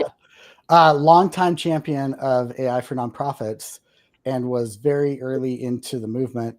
One of the things that he said is that the future of AI isn't tools; it is leadership, and I think that is so foundational that enablement starts with unlocking leaders. I've seen Sean do that. I've seen him in action. It is a work of art. Shannon McCracken was first to tell me, watch what Sean is doing on how he approaches this with leaders. It is really, really amazing. So I like that answer. And I do think that when it comes to enablement and adoption, that's a cultural piece, and leaders need to be paying attention to that, seeing shadow usage as your future champions, right? That's who, and really starting to focus that into long-term adoption. So I love that answer. Great. I'm happy to hear that. I should plug, we have tons of sessions on culture and leadership this year. Yeah. So really great examples from large organizations, smaller organizations, and folks who are really looking to build from top down governance policies, and also folks who are iterating, at a lab type level, at a small kind of nimble org within their or nimble team within their organization. And we're seeing people start to prototype and try new things and start to bring that usage out there. So very cool to see the different ways that folks are getting involved with AI and getting their hands a little dirty and bringing more folks into that conversation. Absolutely. Folks, it's Jen Lau. Thank you, Jen, for joining us so much. Jen Lau, thank you for having me. This will not be your last time on Fundraising AI Live. We'd love it having better not you. Be. And for sure. And then Sami, why don't you wrap it? I wish I had an actual face. All I could think of was how do I make a rap, an actual rap really quickly? And then I realized I wasn't going to be able to. And the last thing I need is the little clips of me out there trying to rap. So thank you all so much. I appreciate it. Jen, you are absolutely the best. We love having you. We're so excited. Seriously, everybody, even if you're not able to attend more than one session, get your registrations in.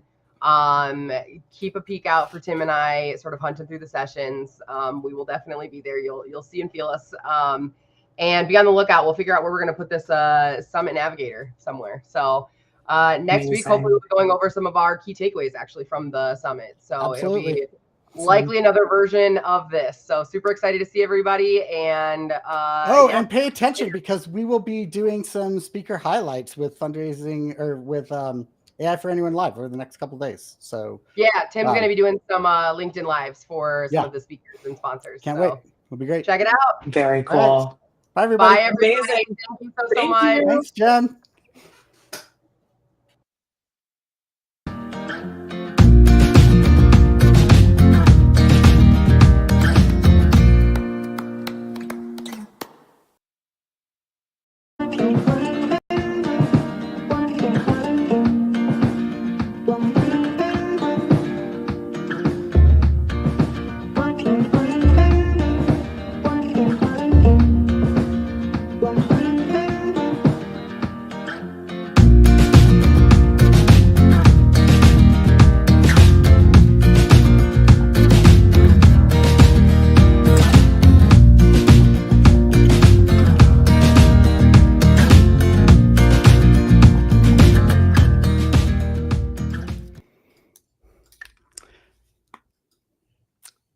Hi, everybody. It's Tim Lockie here, your designated liver for Fundraising AI Live, and I'm joined by one of my favorites, Lori Freeman from Salesforce. Lori, it is so good to see you. It's been way too long. Thanks for joining.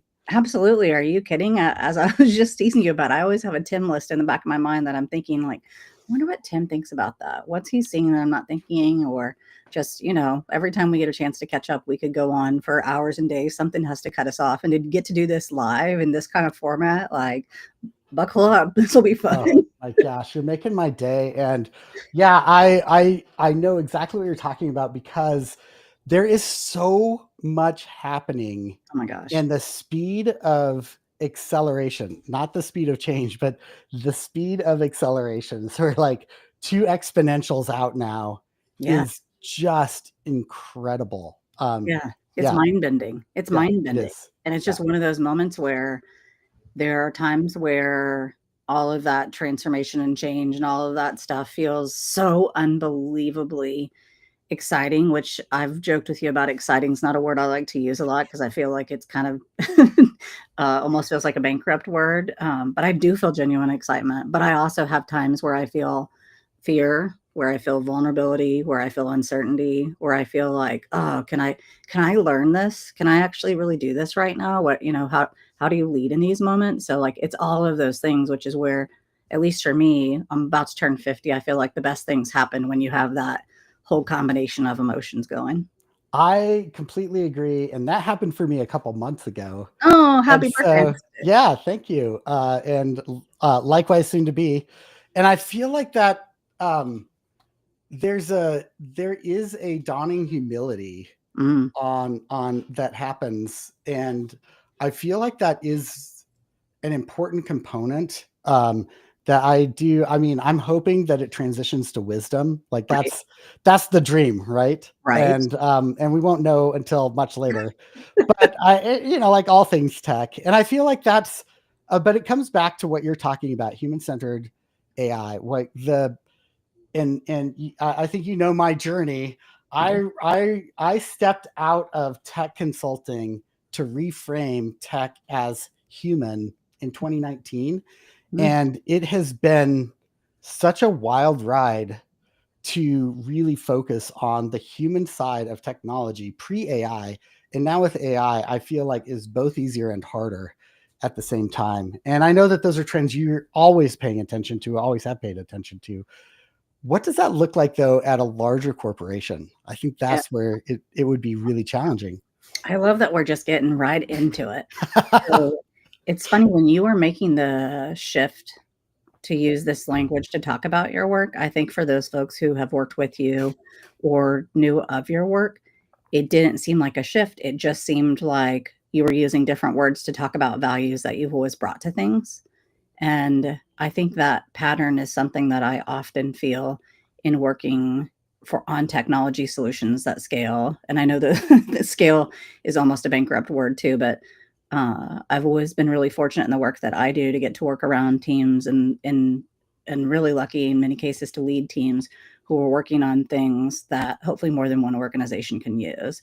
And when you think about the work around that, and you think about all of the tools that you can bring to the work around that, I think it's very easy when you work for large companies or even smaller companies that work on services or technology for nonprofits to get caught up in the tool. And for me, that's never been it. It's always been about what's the problem we're solving. And I actually think that problem solution orientation is very, very helpful in a professional setting. Sometimes at home on the weekends when I say, well, what's our stack rank? What's the problem we actually have to solve this weekend? It doesn't go over very well because that's not very fun. Wait, you use that at home? I can't turn it off. Oh my gosh, I cannot wait to say that at dinner. Yeah, I cannot wait. I will very likely that will come up later. But anyway, yes, I love that. No, like there's no, this is what it is, really. Talking about getting older and how you think about things. Like I've always had a lot of energy. I've always had too many words. So for me, thinking about stack rank or tools around things like that are frameworks that provide, for me, the comfort of using the potential to its maximum, to its maximum potential, right? Because there's nothing worse than feeling wasted potential. And that's also what's been so great about getting to work around innovation is that your idea of what's possible, what's feasible is constantly stretched, right? So in this moment, back to your original question, I think the human-centered piece, I think is very overlapping with the problem-centered piece. Very few people that we get the chance to serve and work with and around and lead are focused on the usage of technology for the sake of using technology. It's an enabler to solving something or helping something be easier. So yeah, it's a mind-bending time, and it just feels almost limitless, which seems ridiculous to say, but that's how at least that's what's got my mind bouncing around. Okay, so I'm going to tell you what I've been bouncing around, and it's not, and it does relate to humans, and I'll get there in just a second. And I feel like you're the right person to ask about this. But I've been thinking about the fabric of what we know, right? Mm-hmm. Yeah. As up until 2023 with ChatGPT, the way information was dispersed was through related databases. Mm-hmm. So all data had to have some relationship. Mm-hmm. It was like going to a family reunion. And you're like, how am I related to you? And you got to do the whole this person to that person and the whole tree, right? Yeah. And with the moment I knew, wait, we're in something new, wasn't the first time I chatted with ChatGPT, which was amazing. Yeah. And it gave me a 5-stanza poem about bad donor data, and I was hooked immediately. The moment for me was when I first truly understood what a neural network is, right? Mm-hmm. And so the difference between related data and connected networks of information are miles apart. And I feel like this isn't the reason that this is different is not because of how well it can humanize what it's talking about. It is literally the fabric of what we know is undergoing a massive shift, and it will never go back. It is like Gutenberg's press, right? Like after that's out, like no one's going back to handwriting if they can avoid it, right? Yeah. So I'm curious as you think through how that can affect organizations, how that can affect the way that we transmit information and insight. What does that look like? Like, how does that disperse? Man, there's so many topics that you're touching on in there. One of the things that has often been challenging in the nonprofit sector, and we have no shortage of challenges, is the lack of resources, and within that, access to individuals who are in the sector having access to the right tools and education for how to use technology. And in this moment, one of the things I always kind of go back to is, let's not talk about the name of the tool, actually even the technology provider that provides the tool. Let's talk about what that tool is solving for or helping you do. And I always go back to those kind of nonprofit problems. And what I've seen over the last, it's funny you talking about neural networks. For me, there was a big light bulb moment when I started thinking about all of examples of unstructured data to be able to talk with users about structured versus unstructured. Right. And then learning about RAG or retrieval augmented generation, and always thinking about like, okay, how do we make this easier for folks to understand? But over the last few months, I've had to put I've had to reconsider myself of, I think we spend a lot of time saying, well, you don't have to be technical.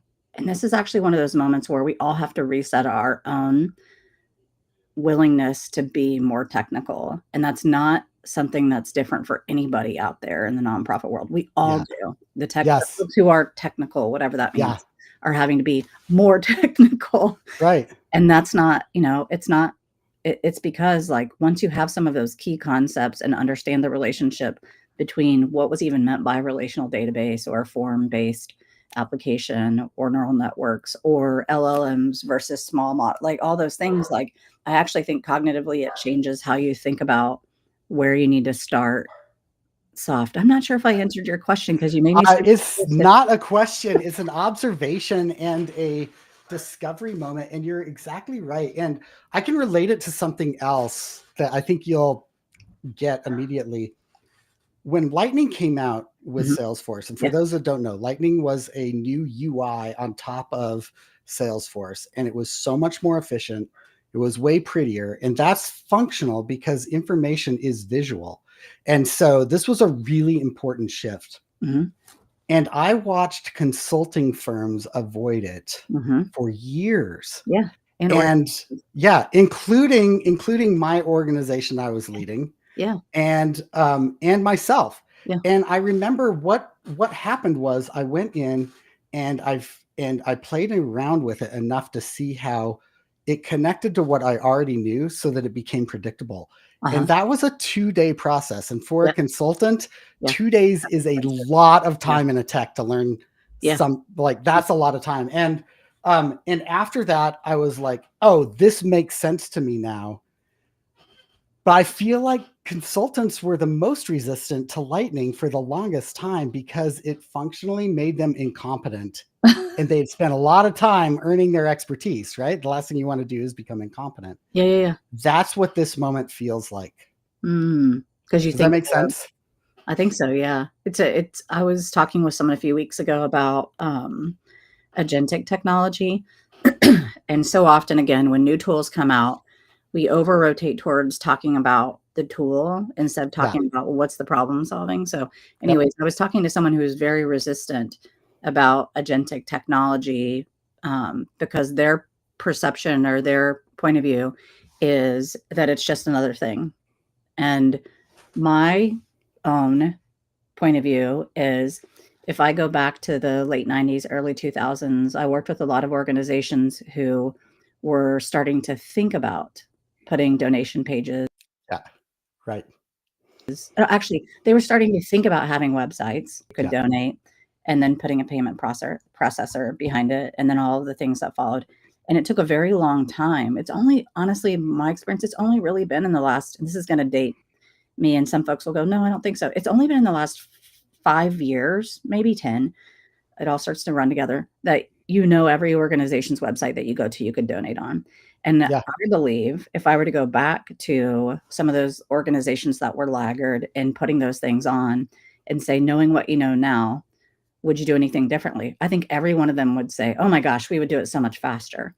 Yeah. And that's how I feel. And that's what I think about agentic. And it's not because I think it's easy. It's not easy. It's just, I'm unbelievably confident if we go out 5, 10, 15 years, it won't be about do we, it will be where did we start? What do we do differently? How do we think differently? And the most persistent challenge that I've heard from the nonprofit sector in the almost 30 years now that I've had a chance to work in it has been, we don't have enough resources. So It's not without a lot of consideration, but this is what agentic can empower. And it's not about doing agentic to do agentic. It's about, all right, where's tool to solve a problem we have. So that's what, these moments are really challenging. I like that you keep bringing up problems. Yeah. And I haven't thought about it this way before, but it's such a good way of thinking about it, that without a problem, you can't judge the trade-offs. Exactly. Yeah. You can't know, is it worth the investment? Yeah. Right. Yeah. And as an economist, I'm like, the whole game is about trade-offs. Yeah. And I don't know how I've missed that this long. So I'm glad that you've said problems like 9 times, because that's what it takes for me. I can't. But I think that is so important to understand. Until you've got a problem, you don't have a trade-off, which means there is no internal ROI, whether that's measurable or not. Leaders won't calculate internally, is it worth it without a problem to solve? Like it's so right. Really, and in really this work, in this sector, every organization that you encounter, well, I guess I won't say every organization, but almost every organization that you encounter, it's, that's good work. That's good work to do. Is it the most impactful work around that problem? Right. Mm-hmm. So, because really I mean, again, I'll only say not every organization, because there's some organizations that probably wouldn't align with my values, and likewise for you, but almost all of the organizations that exist in this sector exist to solve a really challenging, pervasive problem in society. I hope so. I hope every business is out to do that. I hope every person's out to do that, right? Yeah. Like, leave the world better than when you got here. Exactly. And I think I think that's right. When you get an organization together, you can do that at scale, to use your unprecedented word. Unprecedented is my it goes in the box of doesn't mean what it used to.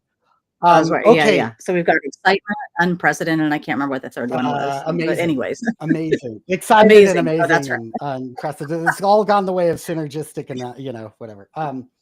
Okay.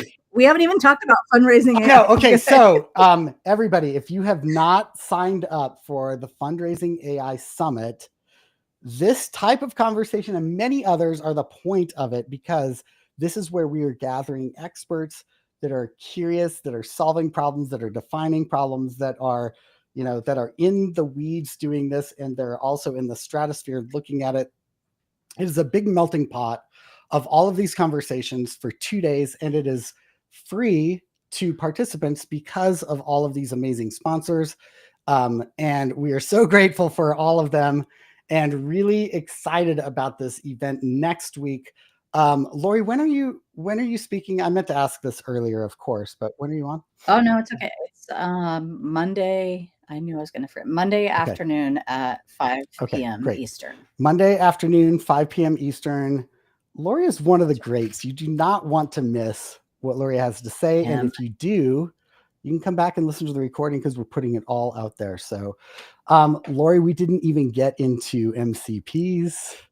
I wrote my first Salesforce MCP yesterday. And so this is obviously not the last conversation we're going to have about all of this, but thank you so much for joining Fundraising AI Live this morning.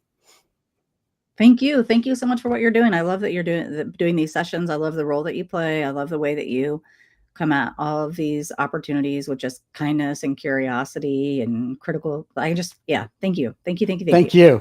All right, everybody. If you're not following Lori, this up in the upper left-hand corner, I realize you can't see my mouse, upper left-hand corner, that is Lori's LinkedIn. Please follow, and follow her all the way to the Fundraising AI Summit next Monday and Tuesday, and we'll see you there. Thank you so much, Lori.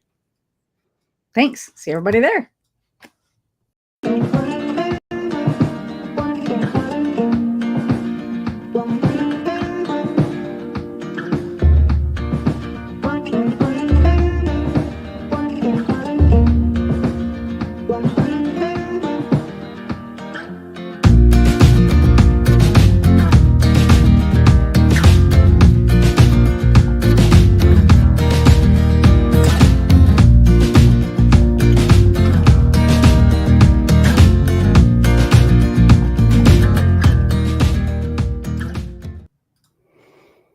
Hey, everybody, I'm Tim Lockie, your designated liver, and I'm here with another Tim Paris from Dataro, and we are talking about Fundraising AI Summit happening next Monday and Tuesday.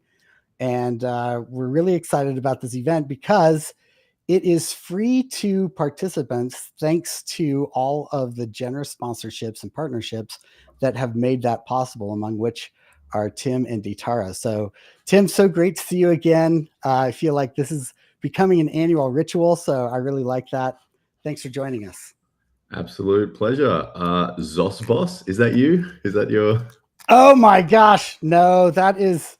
Okay, so I do a lot of work with Sami Zoss. And sometimes my name comes in as Sami Zoss. So when I reset, it came in. No, this is good because there can only be one Tim. So right. Oh, I see what you did there. Nicely done.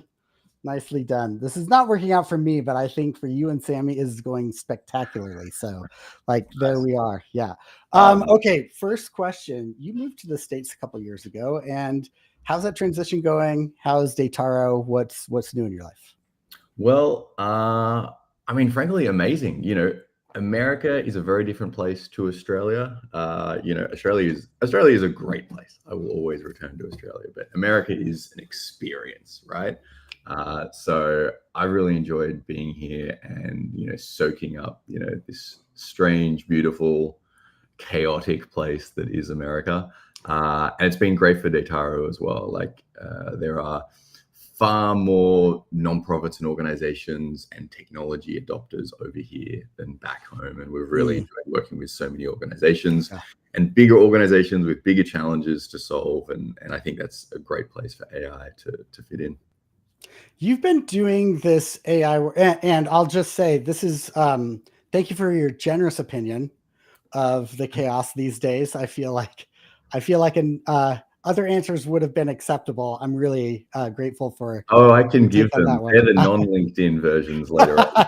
I believe it, and I also feel like you're visionary in that you've been working in AI before AI was a thing, and so that must feel really rewarding to, you know, to be out there just talking about this thing people aren't paying attention to, and now the whole world's looking at. I think there's got to be some satisfaction in that.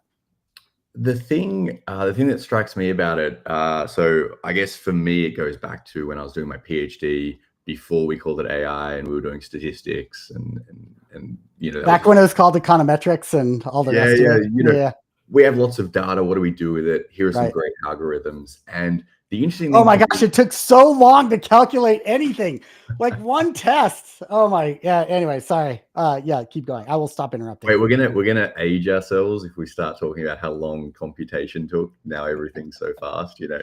I know. You have to like crank up an actual machine next to your desk, and like you see the fans going. You had to put the little visor on, and then you're like doing the arm thing. Yeah. Anyway. The interesting thing about like that evolution is obviously lots of things change, but I feel like while AI is cool now, back then for us nerds and working in academia, it was always cool and you could always see the potential. And this is probably 15 years ago now for me.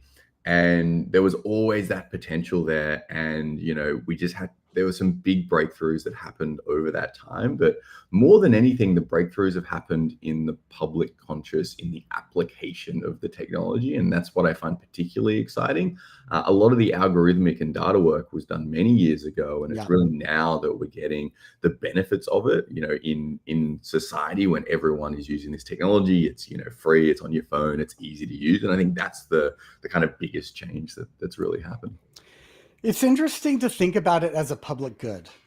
And I think that is important to understand that this is a societal benchmark.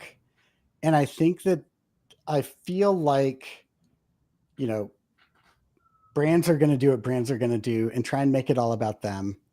But if, you know, you sweep off, you know, all the logos and you just look at what has been accomplished as a society, it is like the Gutenberg press, right? After this, it's a different thing now, or the internet. After this, it's a different thing now. And I think that that's the way to think about LLMs, is that there's a public good with public harm and externalities, of course. but I feel like that is, I feel like that's present in a way that I never expected to see. When I was studying econometrics, which was way longer than 15 years ago, by the way. So I feel like it's interesting to see that break out.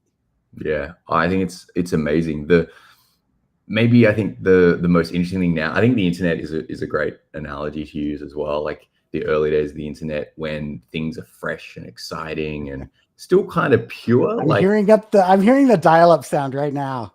Like right now, I'm just hearing it. Yeah. Right. Yeah. And I think the most of the rhetoric, it's kind of extreme, and it's very much driven by what people intrinsically believe. Are you glass half full or glass half empty? And if you're optimistic, and I tend to be optimistic, you think this is technology that has so many civil benefits and social good. This is the thing that will cure cancer, right? Yeah. And then if you're, glass half empty, this is World War III. And this is because so much remains to be seen. Like, it's really up to us to guide it at this societal level, because it's new, right? It's new technology. Yeah. And I think it's hopefully people like us and institutes like Fundraising AI, among everything that's going on right now, that can really guide it in the right direction, because we don't know what will happen next. My son said in 2023, and I just look at this and I feel like it's so insightful. He said, in the future, people will think of the internet as early AI. Isn't that a wild take? I think I just think that is that is exactly right. Right. So who knows what the future will be like and all of that, but it is an interesting moment. You and I were talking about agents, and I think that this is going to be part of what you talk about at Fundraising Summit. And just by the way, here comes the plug for that, which is a free event happening next Monday and Tuesday. And if people haven't registered already, there's the QR code that they can go and do that right now. So that if you're a fundraiser, you work for a nonprofit, you care about these things, you're a board member, click that QR code and register. And over 60 speakers, amazing conversations. Speakers like Tim from Datara will be there as well. And if you're not following Tim, there's the QR code in the upper left-hand corner. That was a long parenthetical there. But we were talking about agents before this. That's part of what you're going to be talking about. I'd love to hear what you've seen in terms of the progression of people really starting to come alive to the possibilities of what you can do with an AI agent. Yeah, absolutely. This is what I see as maybe one of the more interesting transformations.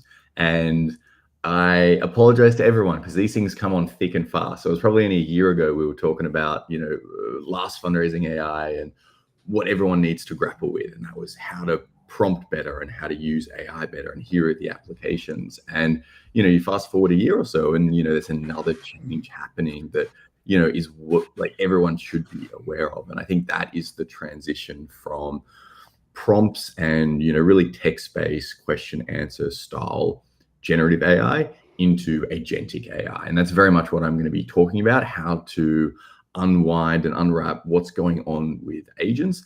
And I think the best way to think about agents is, right now, having one ChatGPT is great, but what if you had ChatGPTs that could talk to other ChatGPTs and do tasks for you in the real world? They weren't just isolated to a browser window. They can actually connect with some data. They can actually search the web for you. They can do additional research, and they can come back with not just information, but actions or recommendations.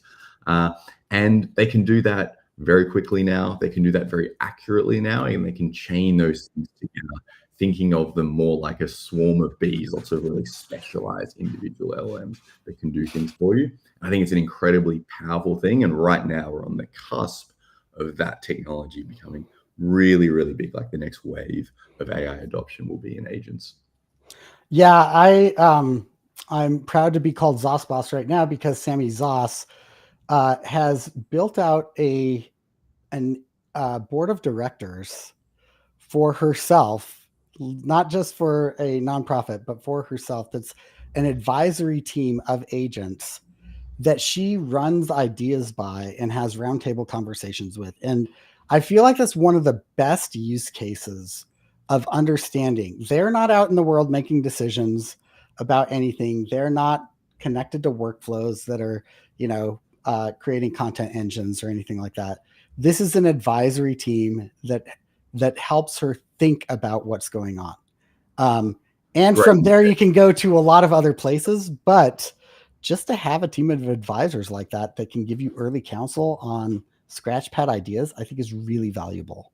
I think that's really cool. And I think that typifies how we're thinking about agents now. It goes from just being this AI tool to being like this teammate, someone you're collaborating with, someone that's working with you, I guess, as part of that group. Maybe it's a board advisory.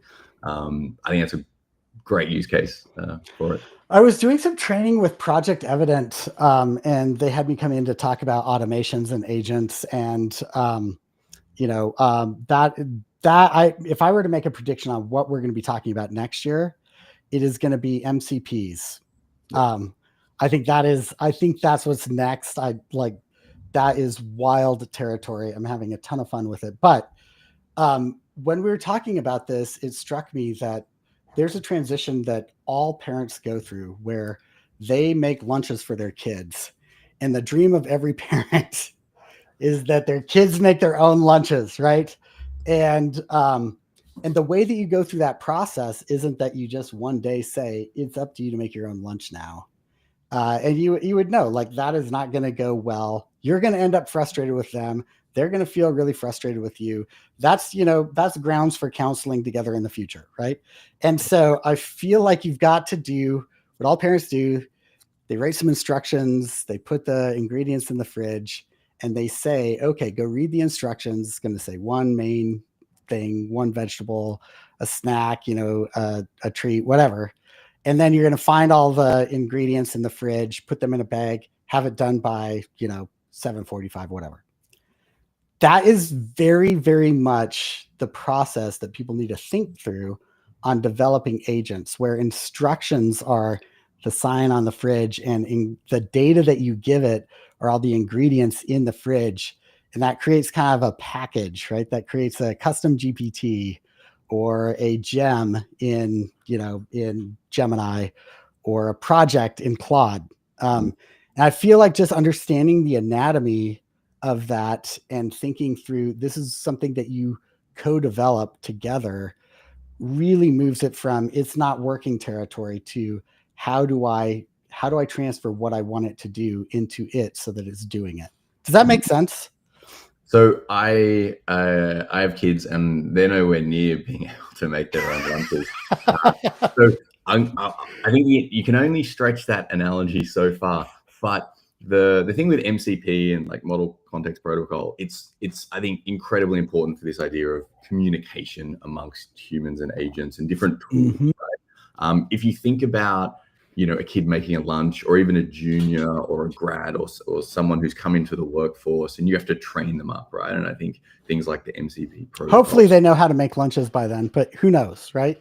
Well, do they know how to make your favorite lunch, right? Ooh, nice swing. Use the tools that you have, right. use the ingredients you have. Yep. And right. I think that's really a powerful thing about agents and MCP. But I think the analogy only goes so far there. I think the more interesting thing about stretching that analogy would be saying, and this is a scary thought, you've got to imagine it's not just you're training this 1 or 2 or 3 children, it's the 100 or 200 or 300 children, which is a horrifying prospect in and of itself. But that, I think, is the real potential here. Once you nail that communication between the different bits of technology and the different agents, there's no reason why you can't have 300 lunches. And now I've pushed the analogy far too far. No one needs that many lunches, I think.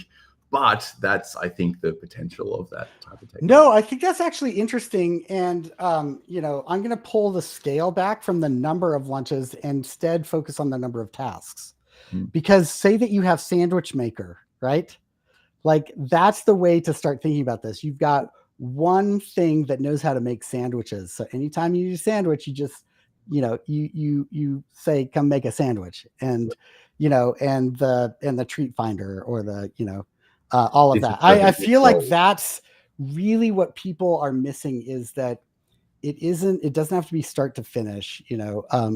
I'll be talking with Dan Kershaw about some of the work that he's done.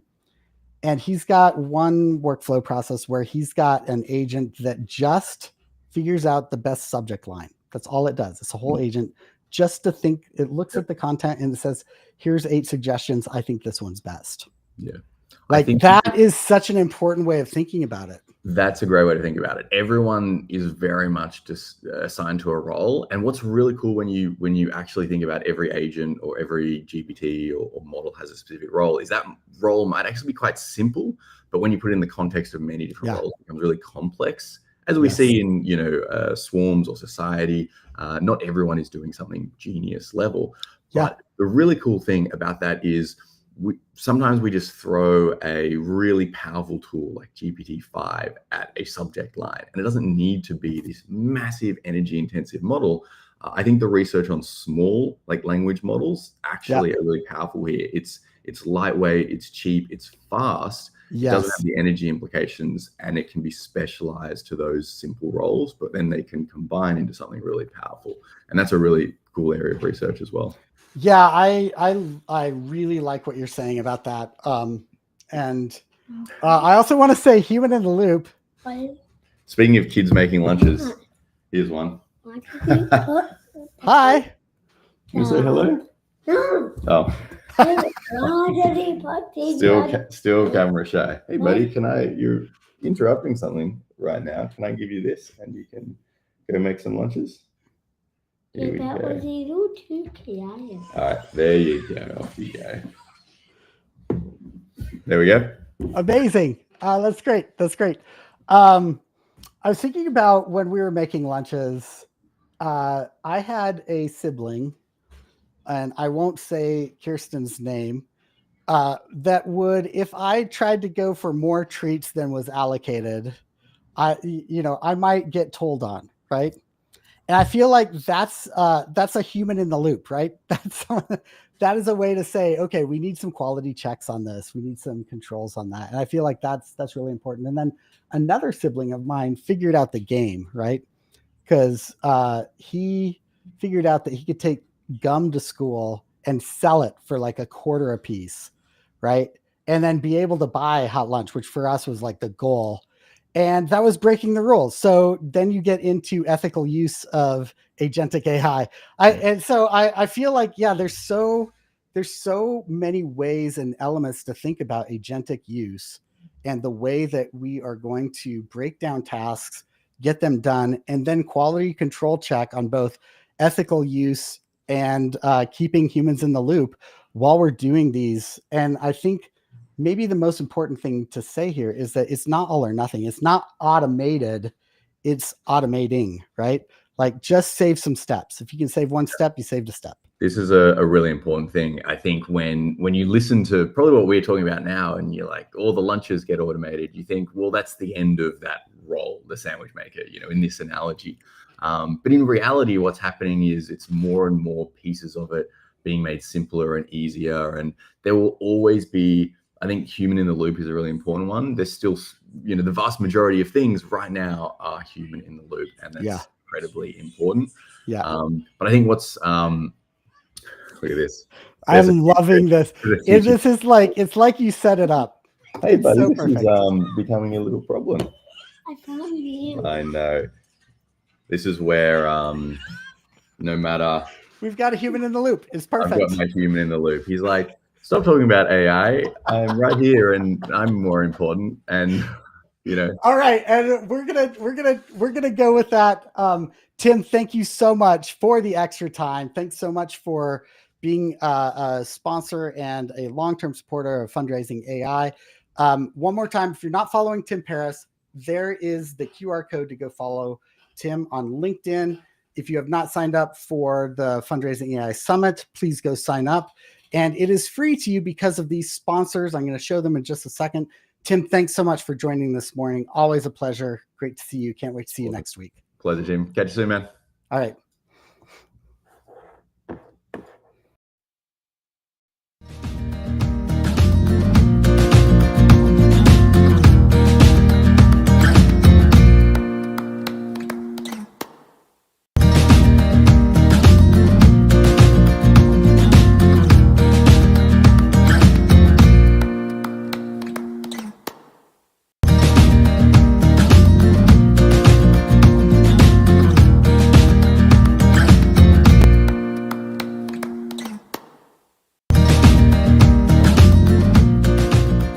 Hey everybody, welcome to AI for Anyone Live. This is Tim Lockie with Odin from Ashoka, and I'm your designated liver. We are here on Fundraising AI Live talking about what's next coming up in the summit, the Fundraising AI Summit, happening next Monday and Tuesday.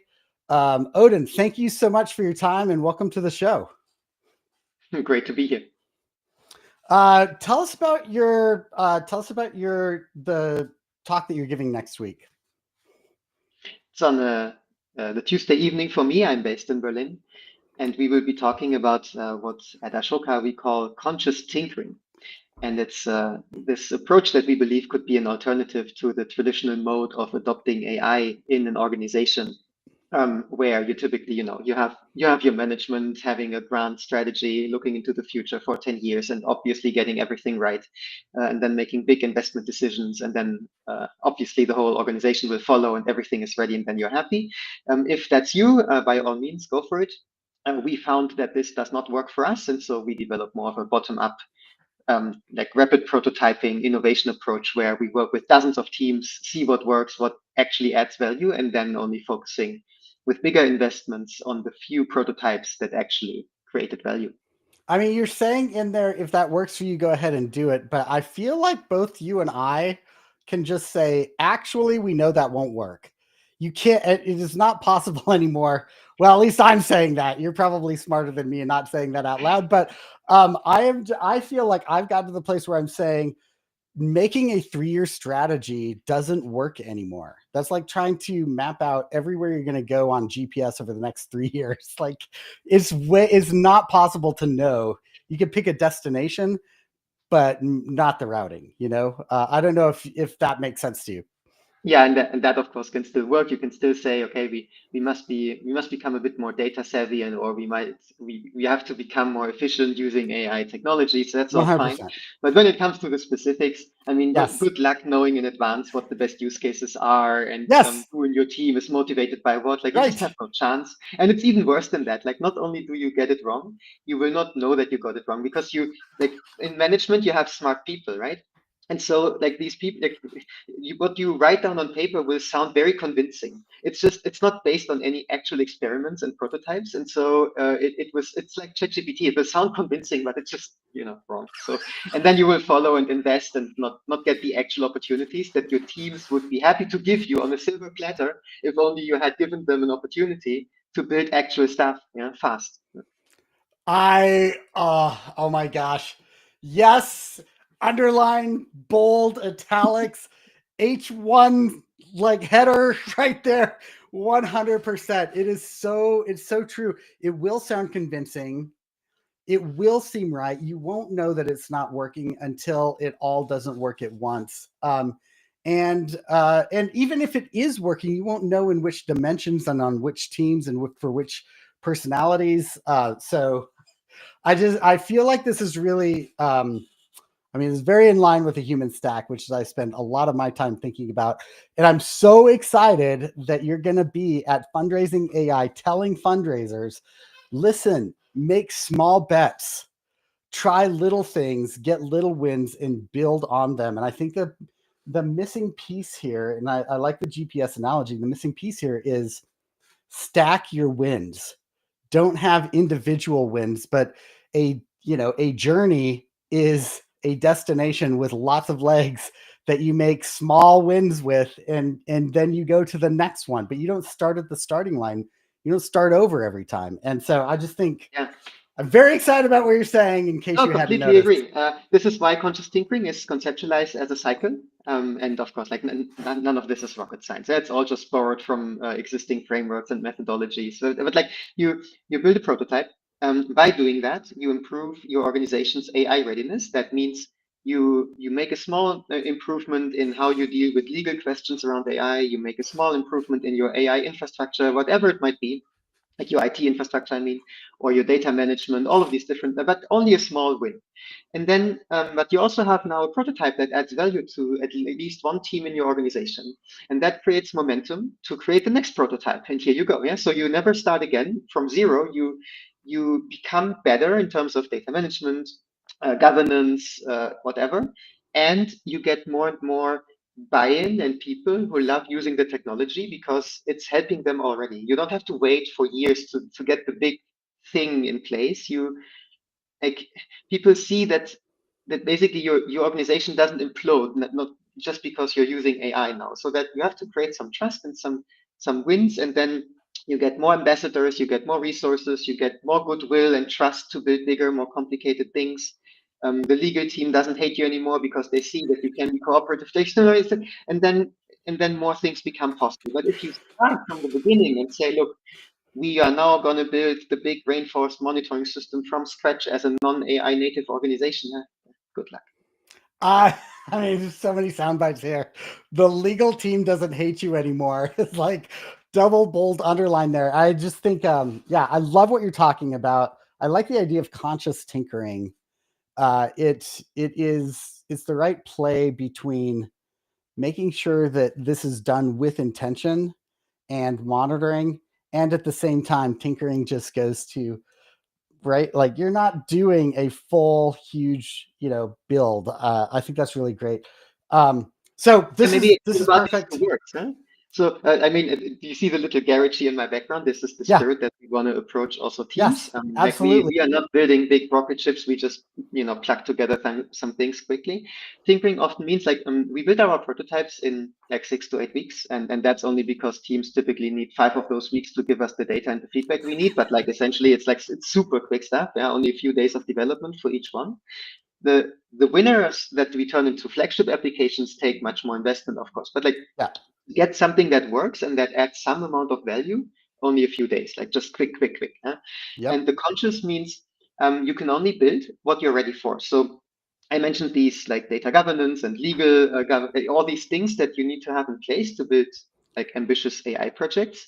If you don't have those yet, well, you can't do the ambitious stuff yet. So you have to stay within your limits. You have to be conscious about what you can do responsibly, and within that realm, tinker your way forward and expand your boundaries, step by step. Yeah. I put out this morning something that Dan Kershaw, he said in a conversation to me on Slack, which was that he believes until you can show small wins, nonprofits won't believe that it's possible without big budgets. And I think that it's not just the big budgets of money investment, it's the big budgets of time investment, of leadership attention investment, of political capital. And so, yeah, I love what you're talking about. Everybody, if you have not signed up to hear Odin and 60 other speakers for free next Monday and Tuesday at the Fundraising AI Summit, it is time to do so. And you've got the QR code right there. Go grab that. We want to see as many people take advantage of this as possible. There are a lot of amazing conversations happening. We want you to be part of those. Odin, I'm really excited about what you're doing. Thanks for taking the time to talk to us all the way from Germany this morning. If there's one last thing that you could leave people with, what would it be? It's an encouragement to intrapreneurs in these organizations to just start building. Don't wait for management buy-in or like in order to finally just move, build things, show what you can do. And this is like the spirit that we would like to convey in the session. So please join and see how that can look like in practice. We love it.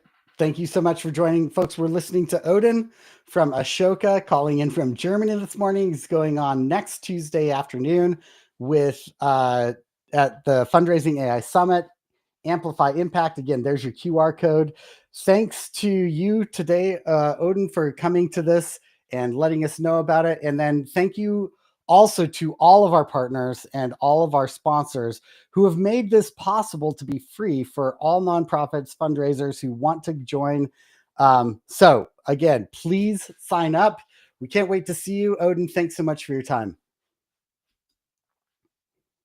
Bye-bye. Bye.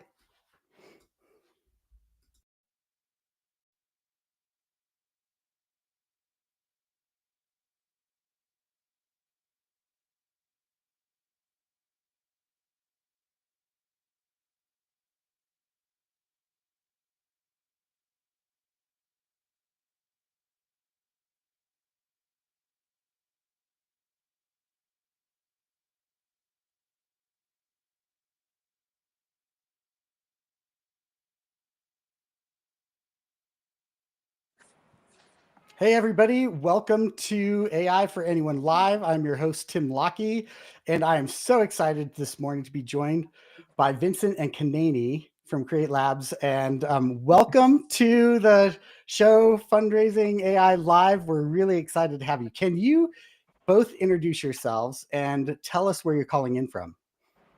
For sure. Thank you for having us, Tim. My name is Vincent McNeely. I lead partnerships and product at Create Labs Ventures, and I'm calling in from Birmingham today in Alabama. All right. We got the West, we got the South. We do, Kanani. We got the Northeast Corridor. Shout out. Thank you to Harlem. I'm actually calling in from 125th Street, which is where I reside. And I'm the AI integrations manager for Empowered. So yes, really excited to talk about leveraging AI for fundraising for nonprofits to save the world. Okay, my question to both of you is, when was that moment for you where you realized, okay, this, like, we're in a different moment now, right? I know my moment, and I'm always curious what other people's moments were.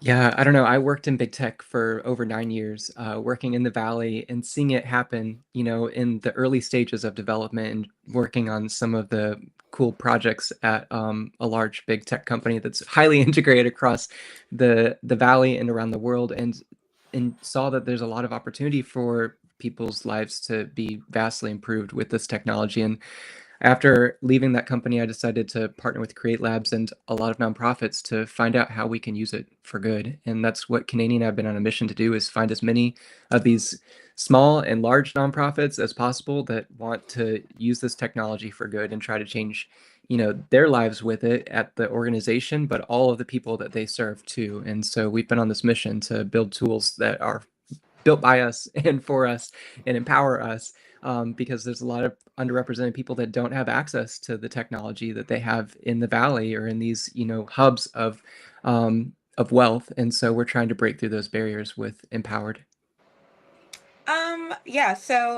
The sense of urgency and leveraging artificial intelligence to solve the needs. I've been doing I've been a teacher. I was a director of history at Harlem Children's Zone. I'm also an off-Broadway performer. I do installations with technology. So even pre-AI, I was like already utilizing multiple TVs, multiple screens to sit there and tell a story, because I think that is literally it. You have to sell the idea. The truth doesn't matter. It's how you sell it. It's how you pitch it. It's how you make it become real, and then it becomes alive in someone else. And you pass that baton to them, and you say, "Go run that next leg of the relay race." It's storytelling. So before I became director, I was still like a teacher, social studies. I was like, these kids don't actually really understand what a big deal Harlem Children's Zone is. It's a $35 million building that they walk into every day. I did not know. I barely knew how to use iMovie on my little iPad, my MacBook. Oh man, iMovie! I haven't thought about iMovie in so long. Oh my gosh! And I was like, I'm going to do this. I'm going to literally interview every teacher, every staff member. Why is Harlem Children's Zone important to you? And I did not sleep for a few days and got all the footage of Anderson Cooper and Oprah, Harlem Children's Zone. And I literally was just like, I'm going to do this. So the power of the media, right, has not, and it was I had the entire school involved, and it was a big pep rally to get to know Harlem Children's Zone Day. And so the power of the media is the same thing as the power of artificial intelligence. Tell stories, capture attention, eyes, hearts, mind, and alignment to co-create a better future than what we have right now. And so leveraging artificial intelligence to me is just a natural progression in, again, leveraging media, leveraging ways in which people can consume content, but also be the change. Kanani, I love the way that you are going multimodal already on this, right? I mean, one of these things is not like the other. You're given a whole list of all of these things, and then off-Broadway performers like landing right in the middle of that, which is definitely showing up. I feel like that's so helpful, because we need to see this as a full immersion, full experience, more than one sense, more than text on a page and a conversation and a chat. And I feel like all of that really matters. I'm also just drawn to the connection between notes on a page and the performance of those notes as data and storytelling, right? And I feel like that connection from here are these notes which represent these hertz on this spectrum that convert to this meaning to audiences is wild. And I think that is, I think that's an idea very often, or is not very often told. So I love what you're doing with that, and also the way that you're telling stories in general. I think that's great. Yeah, Tell and I us. can just share one last thing. In education, there's the multiple intelligence theory, right? And so some people are kinesthetic, some people are auditory, some people are visual, right? And so I'm visual, but I can't draw. I can't physically draw. I don't even know how to fold a sheet of paper in half properly. I'm terrified. I'm perfectionist. I don't do it, right? But because of technology, I can do it. And so artificial intelligence can allow students who might not be visual to be visual. Okay, that's a wild take, though. Most people are like, oh, I can't do technology. I'm a perfectionist and I don't know where to start. And I'm afraid that if I don't start it right, I won't do it right. How are you a perfectionist that is not afraid of technology? Like, how did you make that happen? Good question. I'm like, and again, this is for nonprofits to tell their stories, right? Impact, right? Amplify impact, right? As the clearer you are on your mission, your vision, and your why. Why? I'm like, these children, I don't care that 35% of you, only 35% of you can read. You're gonna pass the state test, period. And you meet me the day after Labor Day. That test is the day after Veterans Day. You're gonna pass this test even though you don't know who won the American Revolution. And that's what happened. I more than doubled the score for kids who can't read, who passed that test in less than 2 months. Now we're into what it means to believe in others when they don't know to believe in themselves and leadership. And I want to go down that road, but first I want to say to you, Vincent, you do a lot with partnerships. What does partnering with Create Labs look like? Yeah, well, Canadian and I are both really passionate about kids, and so is Abran, Maldonado, our founder, and that's kind of what led me here was education space and finding, these nonprofits that are engaged in trying to change the world for young people in particular is something that I do, a lot of with Gender Cool Project, which is focused on young trans and non-binary young people and trying to change the narrative around who these people are. But we've partnered with Black Women in AI, Queerly. We're trying to forge partnerships with nonprofits around the world that are focused on changing the world for people of all different backgrounds. I'm gay, neurodivergent, Latino.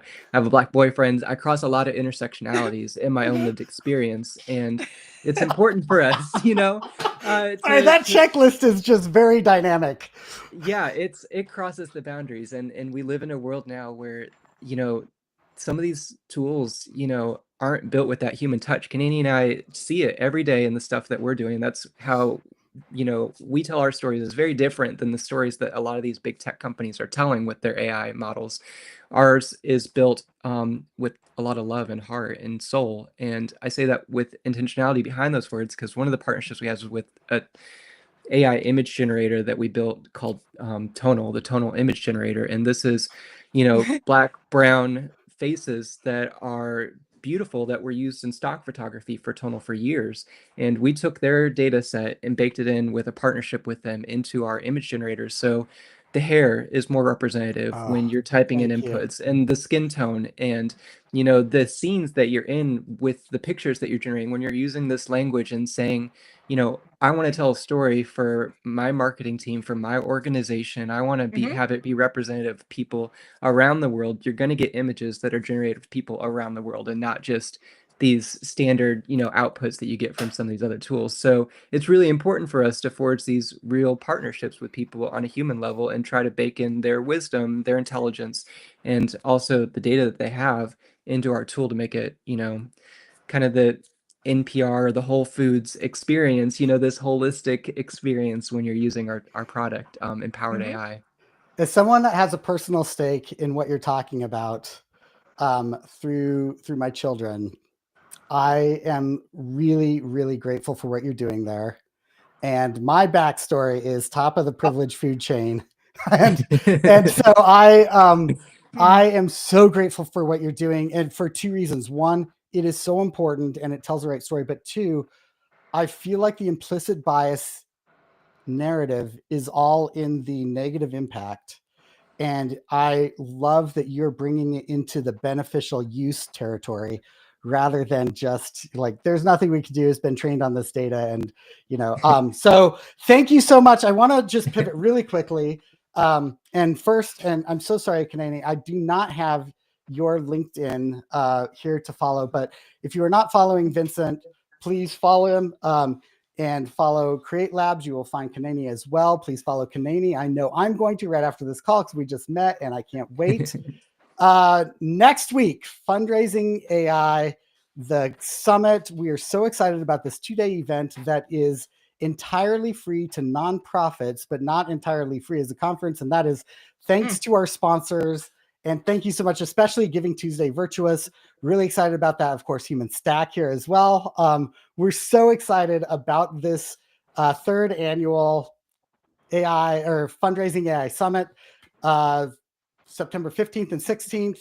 Hit us up there. And you got, which day are you speaking? Remind me. I'm sorry. I asked before and I've totally forgot now. No, you're good, Tim. We're on Tuesday the 16th at 9:45 to 10:45 a.m. Central Time. And we'll have a lounge afterwards for an hour. So you come hang out with us, ask us questions, get to know us, and we'd love to talk to y'all. Amazing. Amazing. And our tool isn't just for students. It's our tool is for anybody who wants to liberate the marginalized and find solutions for those who are under something, underprivileged, underserved, you name it. And so the point I'm just making is that for nonprofit leaders, anybody, right? The start of your skills doesn't mean it's the end. It's a new beginning because of artificial intelligence. And so our tool Empowered can literally amplify your messaging and also add to that visuals that are inclusive. And so then magically you have an entire C-suite of creatives within one tool called Empowered to let your story shine and make the biggest impact possible. Amplify impact. Yes. I love it. I'm so excited. Also, I see what you did there at the end where you brought that full circle on the name of the conference. Beautifully done. Huge fan. All right. Thank you so much for your time here, and stay tuned to this channel. We're going to be live streaming today, tomorrow, and we're setting everything up for Monday at the Fundraising AI Summit. Please don't miss it. And Vincent Kanani, thank you so much for joining us this morning. You're an amazing host, Tim. Yes. Thank you, Tim, for having us. And if you want to check out Empowered, we've been using it, but it's empwrd.ai. You can go check it out. It's live on the internet. Great. And I will Empowered without any of the vowels. Okay, yeah. Perfect. And because my mind would never remember that, and I know that there are other minds like mine because of multi-intelligence, we want to see what I did. I'm gonna tag you in this video so you can come back and put your links in and tell everybody more about this. So thank you so much for your time. Can't wait to see you next week. And thank you for the chats. We saw all the chats that are coming in on the LinkedIn as well. So amazing. We did. Thank you all. So great. All right. Yes. Amplify impact. Thank you. Amplify impact. Bye. Thank you all.